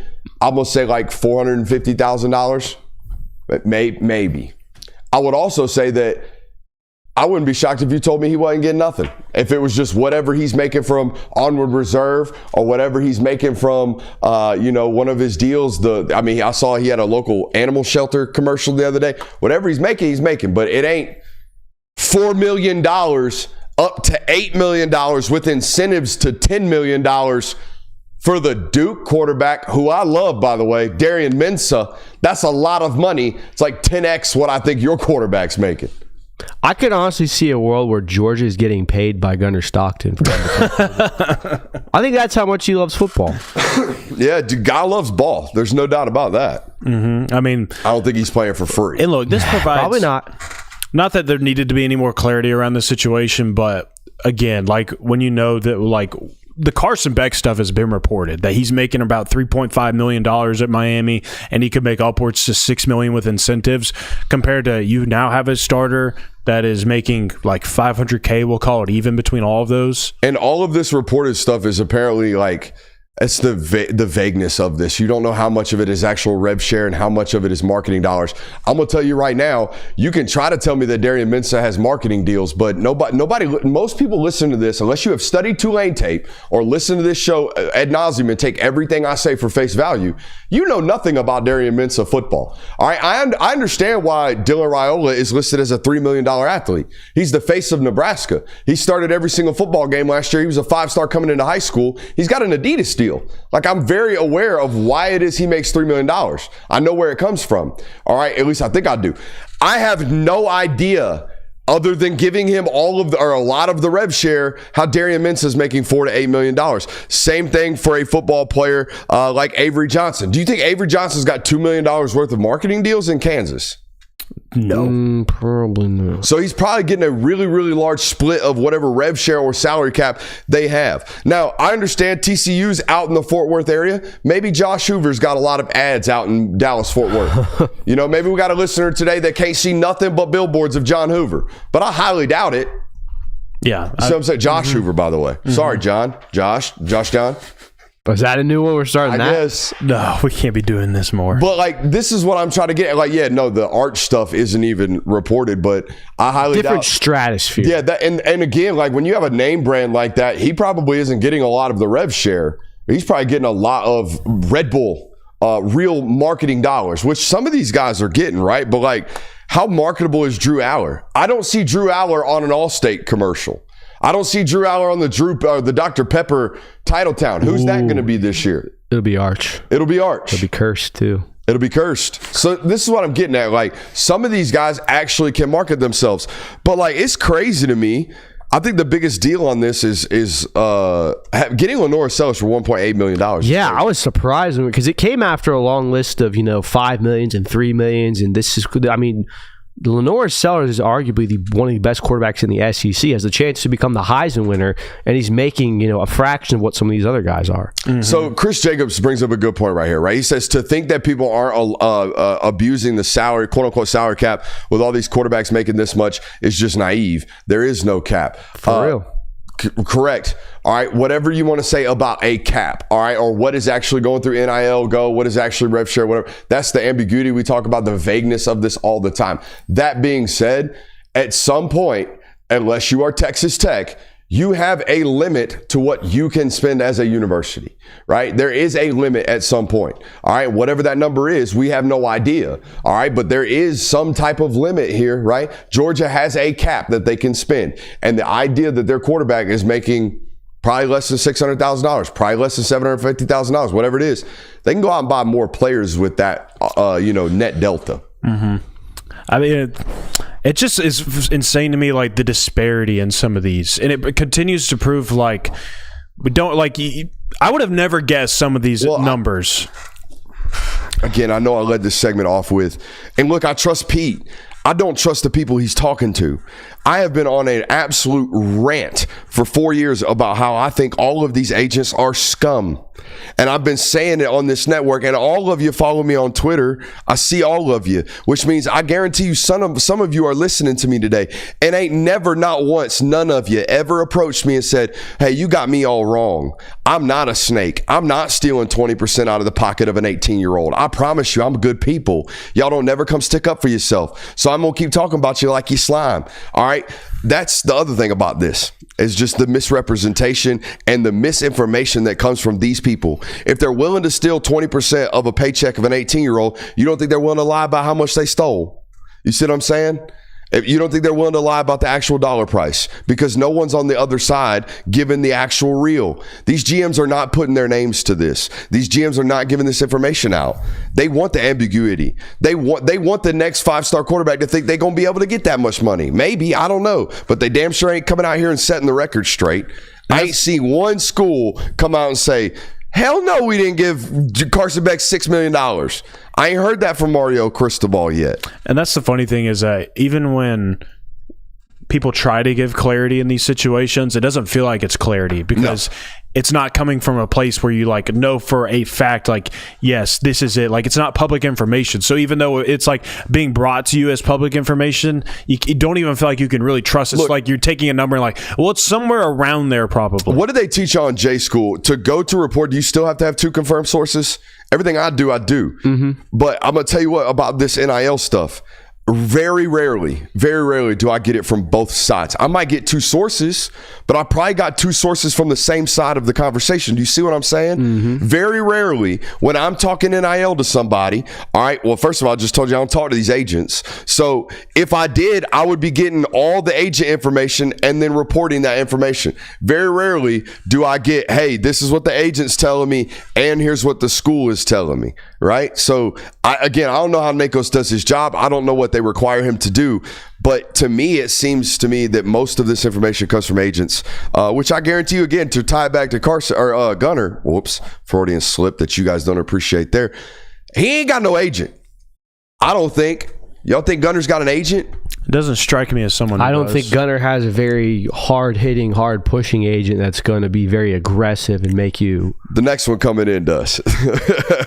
Yes, he does. The next one coming in going to make more money than anybody in the room the day he show up. And, I don't want to bring this up, and I don't want to pocket watch and question the program, but we watched Georgia experience their most success ever with a guy that was a former walk-on that we can assume probably wasn't going to be the highest paid quarterback in college football. We then went 2 years to a guy that was a big-name prospect that had waited a long time on that roster that was reportedly making upwards of millions of dollars. And the roster around him deteriorated. We are now back to a quarterback that is necessarily not making loads and loads of money, and we have a roster where we've talked about it. The money that you saved at the quarterback position allowed you to go out and get some other players that are more talented. Oh, it's going to show up every single Saturday. It's going to show up every single Saturday how much more talented you are at expensive positions because you're not giving 3, 4. Well, I don't believe the $4 million number from last year from Carson, but maybe that's what happens when you're a projected first round pick in the SEC. But Georgia is not, I don't think, giving out these types of numbers even to Carson last year. I never believed the $4.5 million. 2.5, I believe that. Right. And so my point to this is, why is the model of Georgia not, let's go out and let's find the quarterback that will die for this program, that loves his team, that is a great leader, that everyone centers around, and oh, by the way, will save us a handful of thousands of dollars that we can allocate elsewhere to the team. Well, look, I got belief in it. I do. I 100% believe in what's about to happen offensively for Georgia this year. But that's a take you have to have after it works. You know what I'm saying? I totally and also, get it. I hate to do this. Like, this is not sports talk radio. It's not what you're supposed to do. But we also don't know how good Jared Curtis is about to be. Very Like, true. if that guy is Matthew Stafford, which Georgia fans will tell me we didn't win nothing with Matthew Stafford, but it's a different era of Georgia football, ladies and gentlemen. If you had Matt Stafford and Kirby Smart, I think Matt Stafford would have been all right. That's just my opinions about that. But it's one of these, you got to get the hindsight on this one to know what it actually is. I understand, though, like, especially because you guys y'all got literal investments in it. Y'all got coin in the thing. Y'all are graduates from that university. Y'all have a feeling about this. I would understand how this would make me like, why are we changing the course? What are we doing? We won 2 national titles with the walk-on quarterback, who, by the way, if that were today's situation, you'd be so much better off because he'd be cheap. Like, Stetson would have been cheap, except for the second year, the final year coming back to school. So I'm with you. I understand why you have this thought process. Let's let the superstar. Yeah. Let's let him get through his time period here, and then let's see how it falls. Let's see how the chips fall. And to be fair, again, like, you were 1 game away from being in the college football playoff in 2023, and if you make it in that playoff, there's a good chance that you win 3 in a row with a different type of quarterback, that being Carson Beck. Yeah. It was just unfortunate that happened in a season where going 12-1 was not enough for you to get into a college football playoff, and you missed out on it. Enough. Yeah. So, I mean, I think it can work both ways. It's been proven that it can work both ways. I mean, what we know is that the average P5 starter costs about $1.5 million, and yours is making, let's call it $500,000, which means you had an extra $1 million just on that one transaction to go spend elsewhere. And if we have a $20 million budget, if it's really that, let's say your roster costs $25 million, you just got 1/25th of your budget back. You know what I mean? Yep. So, and if you want to include what you changed in terms of the full delta, you'd have to go back and say, well, last year's roster, we paid $3 million for a quarterback. Now we pay $500,000. So we have $2.5 million extra to spend now. Not just what I just said, $1 million. Now you got 2.5. The math be mathing. I guess so. I see where you're going. What else you want to talk about here in this local hour? Let's see.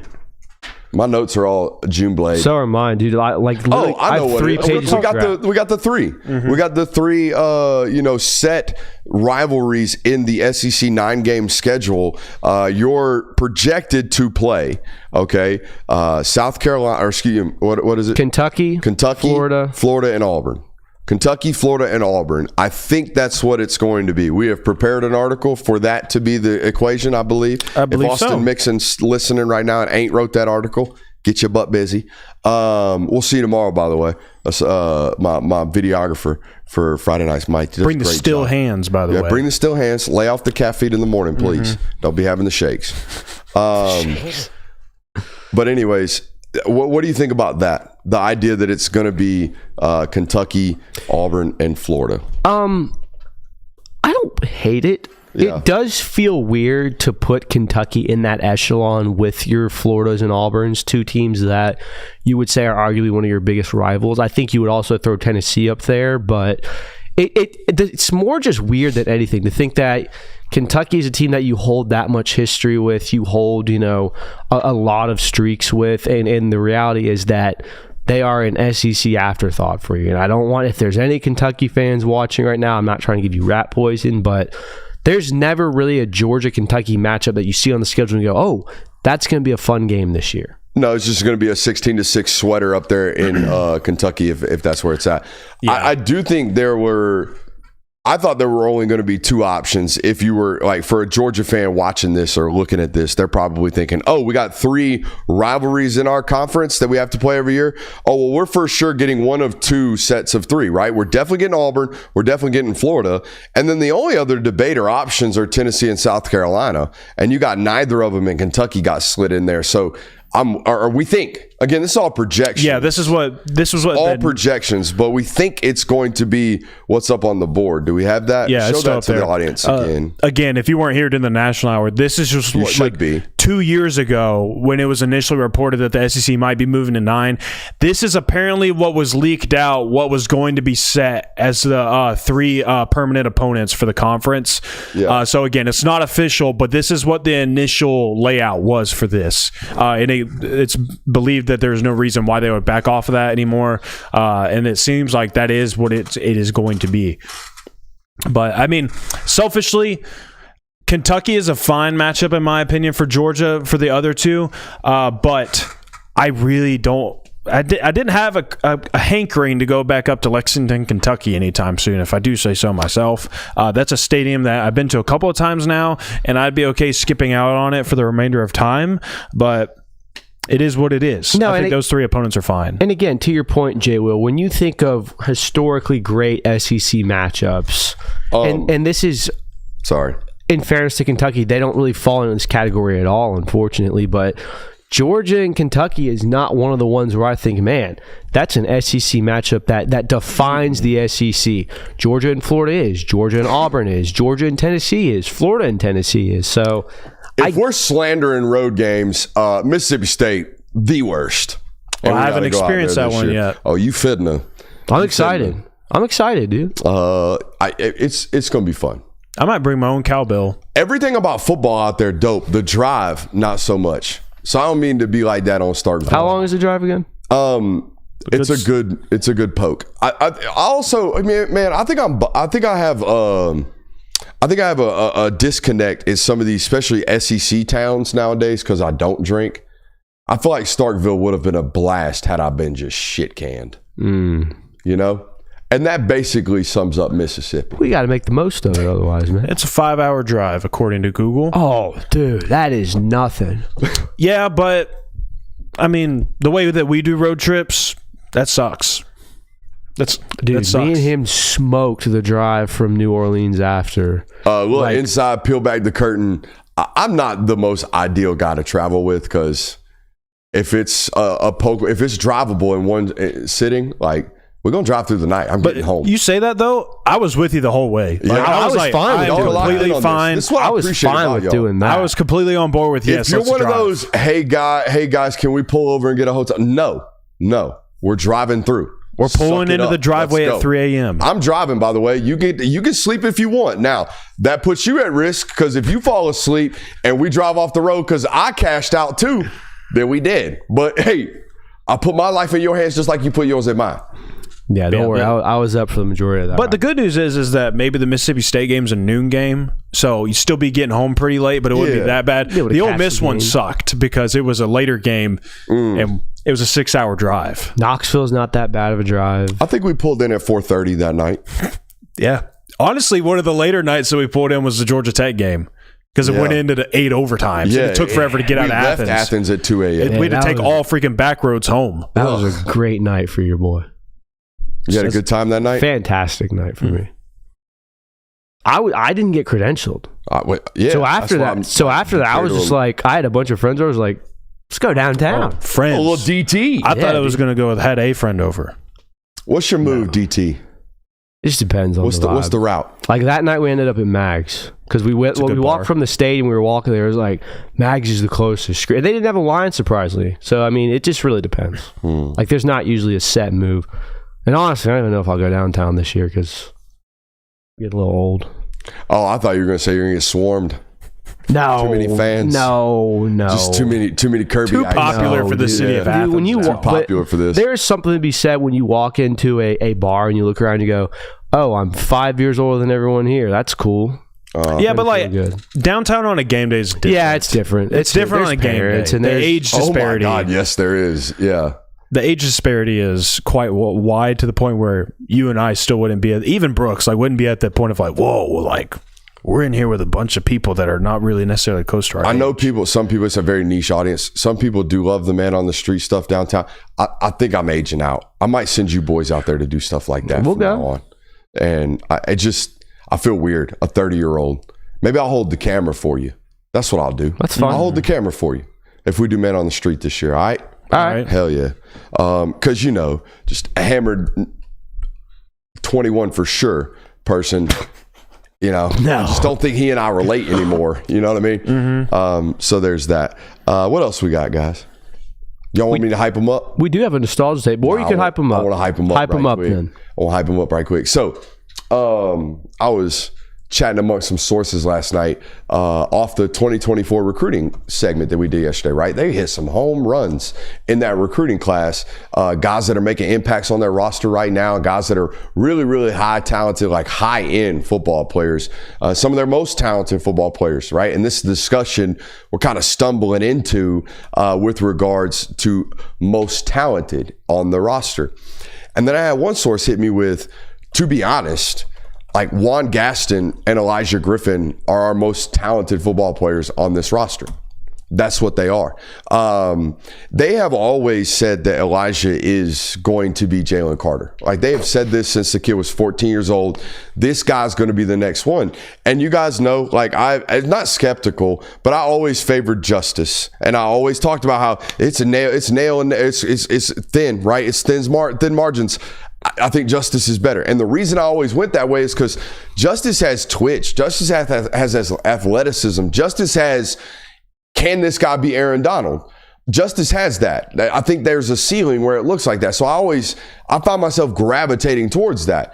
Why Jalen Carter is Jalen Carter is not fathomable. It doesn't make sense. If you hear someone talk about Jalen Carter and they start talking about this guy's twitchy or this guy's a great athlete or they start leading with all these, tropes of football players, they don't know him. They don't know what makes him great. What makes Jalen Carter the greatest defensive tackle in the NFL right now is that when he touches you, it feels like the thunderous hands of God just arrived on you. He is that strong. When he gets 2 feet in the ground, you are not moving him, right? There is no combination block in the world that is uprooting a 290-pound Jalen Carter. Now, he's a good athlete, right? He's a 360 windmill dunker. He's a good athlete.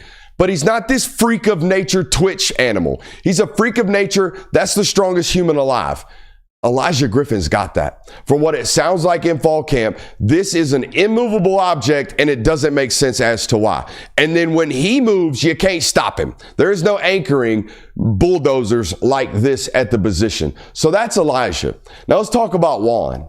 All right, Juan's 6'7". He's 365 pounds. He's going to start in the SEC day one, snap one, I think, from what I have been told. All right, and Juan ain't even come close to finding man strength. Y'all know what man strength is?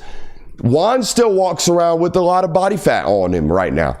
I saw Juan walking from the team hotel on the first day of media availability. And yeah, he has a beard, but he looks like a child. And none of them do. Now, all of them look like grown men when they're this good, when they're this young, and they're going to impact rosters like this.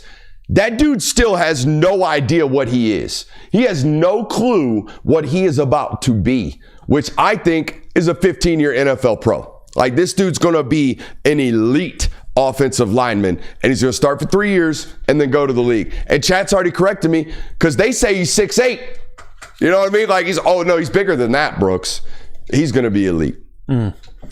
And the thing about this too, like that we've picked up over the years, especially, is like there's only a select few. Like maybe you get one freshman every single, or like maybe two. Like Nate Frazier and KJ Bolden were kind of this last year. Like there's two freshmen that you hear a lot about. Like hey, these two guys going to play a lot for Georgia this upcoming season. They're going to be impact players in year one. But I feel like the word on those two guys feels a little bit different than even though it did for Bolden and Frazier. Like when you hear the people say things like that, dude, about Elijah Griffin and Juan Gaston. The two players they're connected to are Jalen Carter and Andrew Thomas. Yeah, man. Like what? Those are two of the greatest players to play under Kirby Smart.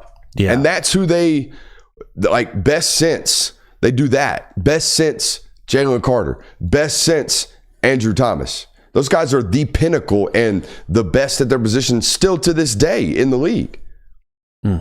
It's exciting, dude. I mean, when you hear about that and then you think that, oh, this is just the beginning of their career, we're going to get X number of years. It's kind of how you felt when you had Brock Bowers in 2021, where it was like, we get 2 more seasons of this. This is great. So if these guys flourish and they end up being exactly what we think they are, it's going to be very, very Plus, good. like, Hey, I need you to fact check something from me. I got a listener that's telling me that Chris Cole is a direct descendant of Bob Marley. I need you to fact check this. Okay. Apparently Johann Marley, Bob's dad, is his uncle. I don't know how that is possible. Bob's dad, or this is Bob, directly related to Bob Marley. I mean, we're all connected by one love. man, I do like Bob. I do love some Bob Marley. Yeah. I feel like that's something we should know as I feel like that would have sprung up. right? At That's some why I point. need it fact checked right here on live air. I mean, if you could get like really technical, like we're all technically related in some way. Straight cap. I heard it's a 24/7 profile mention. Rohan Marley. What? Yep. I think we got some. Rohan did play college football though at Miami. But Rohan played at Miami, but there is no blood lineage to Bob. Just a guy named with the last name Marley. Oh. Former linebacker at Miami, led Hurricanes with 95 tackles in 1993 before making his way to the CFL, son of Bob Marley. So, Rohan he Marley is a descendant. Let's look up Rohan Marley. Different Chris Cole? I love how this... no, it's Chris Cole. I heard Chris. I heard Chris Cole's homage. Chat's Y'all are crazy. flaming now. I need somebody listening today that knows this either for a fact or a lie. You know who would know this? Does this look like someone that played football at Miami to you? Let me tell you something right now. No. If this hasn't been reported by Jeff Santel, it just ain't true. The idea that this would be true and Jeff Santel doesn't know this and hasn't dropped this on me yet, there's no way. Okay. Jeff, if you're listening right now, let me know. There is a Rohan Marley that is connected to Bob Marley. Okay. This Rohan Marley that is connected to Bob Marley did not play football at the University of Miami. And is not connected to Chris Cole. But there is a Rohan Marley that did play played football. at Miami that is related to Chris Yes. I'm going to say Cole. this. So the problem here, double Rohan Marley. Yes. And 247 is making a connection between the two. Okay. Double Rohan Marley, not related to Bob. No. But is related to an ACC football player. Yes, a former That was ACC an football All-American? player. It was a very good football player. Played in the CFL. So good lineage. Yeah. Yeah, Either I'd way. rather have the football lineage than the Mali man. Going Bob back to Marley our lineage. conversation though about Elijah and Juan is like if you just like took the talent away, like just to kind of put it into like context of like your typical standard depth chart, like when you want to break down a depth chart of here are your veterans, then you got the guys behind them, and then you got your newly arrivals, like your true freshmen, insert Elijah Griffin and Juan Gasson. There are like 4 names ahead of both of those guys at their respective positions, or for Juan, like either position that he could play, guard or tackle, before you would even get to a true freshman playing in that spot. So you're talking about Elijah Griffin and Juan Gasson, not necessarily like jumping over 4 names on the depth chart, but being good enough to where they're comparable to those other 4 names where it's like they got to be on the field with those guys. They got to be playing today for us, week 1. Like these guys have to go now. And correct me if I'm wrong, Jalen Carter didn't really flourish until the 2021 season. Like he got burned in 2020, and there was a lot of hype around it. Kirby, I remember coming on this network, and look, I'm gonna see him tomorrow, so I hope he don't have some smoke for me. But I remember coming on this network being like, y'all gave Julian Rochester way too much burn. And the Jalen Carter thing didn't happen until Julian got hurt again against Kentucky. And then after that, that's what happened. Okay. But no, it was, I mean, dude, here's how you know, right? You start hearing very early on. We saw the George Pickens viral tweet. It got leaked early on. We saw Jalen Carter putting screws to helmet on Trey Hill in a board drill very early on. And I'm telling you right now, they know very early on with these two. So Yeah. they going to get on the field. So I misremembered the 2020 season. I remember watching Jalen Carter flash on tape when it was just film studies where we're going to screen record the laptop and you're going to watch my mouse go around on the screen. Those COVID studies, baby. Man, that's an OG right there. The start of it all. Hey, I've been here since day one, man. I know, that's why you're an employee. It took long enough, but I'm here. I mean, I probably shouldn't say this because we'll be inundated with emails and stuff, but like, I have always stated, and you guys have heard this before, I am adamant about hiring people who already ingest my work. If you're emailing me at midnight, talk about, hey, film guy, would love to help out. Buddy, you don't even know my name. You ain't listened long enough to know who the film guy is. So absolutely not. It's not happening. I need people who have already been invested in my work before I invest in them. And that's just, I only operate that way because I feel like these two dudes will die for this stuff because they love this stuff. They loved it before they were a part of it. That's why they about it. That's why they own this desk. That's why they work the way that they do. Like, I don't know people that work like you guys other than myself. Thank you for that. Thanks, man. How many times do you get an email that starts with "Hello, Austin Brooks"? You know, I got a text message from a soon-to-be sponsor a couple of days ago with the names flip-flopped. I don't take that one. That one doesn't bother me. Every time I do that, I want to call mama and be like, "What were you thinking?" You know, especially when I tell people my middle name's Thomas. She had no idea. Do I give the boy one first name? Do I give him three? You know what I mean? Brooks, Thomas, Austin. It could be Thomas Brooks Austin. It could be Austin Thomas Brooks. It could be Brooks Thomas Austin. Probably the least likely of the three. So, yeah, had no idea what to do with that one. I remember seeing you using BTA and something for the first time. I'm like, dang, this dude's got beat that ass in his username, bro. I'm like, that's crazy. That wasn't in a username. That was on your checks that I signed. That's where you saw that. Dang, bro. That's crazy. This guy's intense. Little belt to ass. Man, I was like, sheesh. You got nostalgia tape for me? I'll put the mic back on and go watch it. Let's pull that up. What else you got for me, Curb? Curb, how juiced are you for the Marshall game next week? Dude, honestly, it's always funny because we always Do they have a Mike Green? This year, I mean, there's got to be a mid-major dude every once in a while. Does Marshall got one? I don't know. Here's the thing about this. It's not going to be a exciting game. It's not going to be close. It shouldn't be, at least. But you wait 9 months for this season. You wait that long and you wait for the return of college football. You hear all of the offseason type. You hear all of these things. You've got all of these players that you haven't seen since the spring game. And some of you didn't even see them in the spring game this year because it wasn't televised. I am juiced for that. I am juiced for the return. It's not a hyped up matchup versus Oregon. You're not facing Clemson. It's not one of those instances. The excitement's not there because of that, but it's the return of college football. And you know that it means that from every Saturday here on out, you will have something to watch. You will have something to talk about that is pertinent to Georgia football and isn't hypotheticals or news clippings or recruiting reports or things that necessarily don't really matter on the field. That's what I'm excited for. All right, we got it pulled up. I am so I can't think about anything other than this Shane Gillis shout out that apparently we got. It's on the Patreon. Someone put this timestamp. Oh, it's on the Patreon? I put the timestamp in the group we gotta chat. pay to hear. I gotta pay for it. I'll pay for it. You know.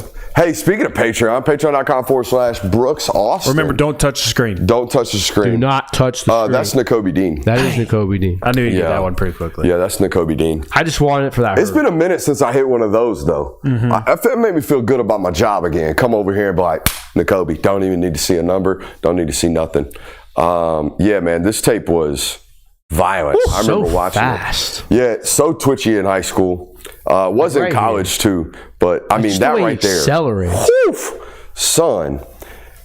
Now, I would say my dad is a decent ball knower. He's all right, but he's got a good knack for flash players, my pops does. And I'll never forget him picking the phone up after the 2020 Auburn game. 17's flying all over the field. My dad's like, Who's the 17 kid for Georgia? I'm like, that's the next one, dude. He is nuts. It was the game where he flipped up on his back and jumped up on his feet. Y'all remember that? Yes. That was true freshman to Kobe. Boom. I forgot he did that. There was no major injury here, right? Just the pec right before the NFL draft. Just the pec. I don't think he ever got hindered by anything. Good Lord. Man. That first step.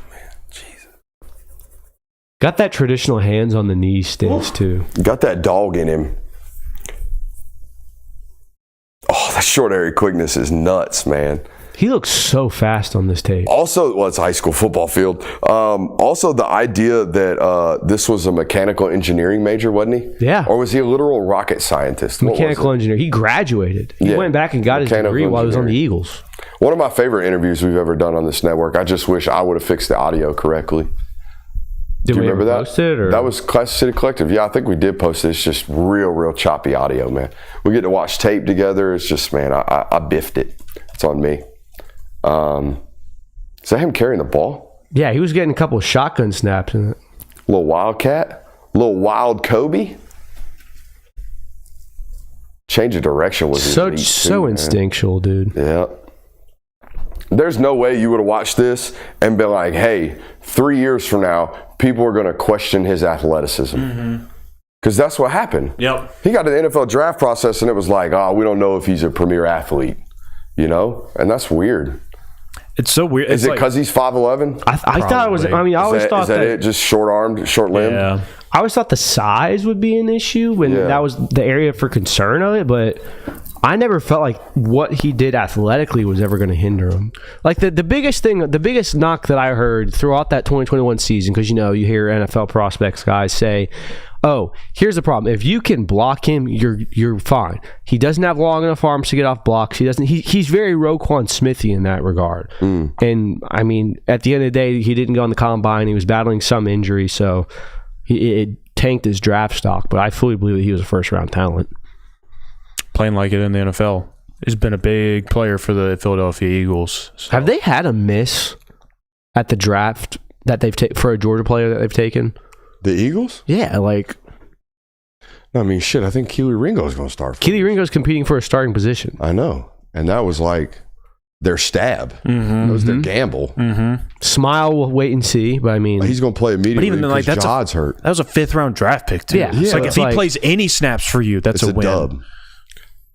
All right. I'm good. Y'all good? Yep. good. Hey, make sure you show up Saturday morning for Friday Night's Mic'd. All right. Show up and watch it. All right. Watch it and enjoy it because I'm going to have more fun doing that than anything else. I don't joke about my love for high school football. I need you to love it like I love it. All right. Appreciate y'all for being here. We'll see you.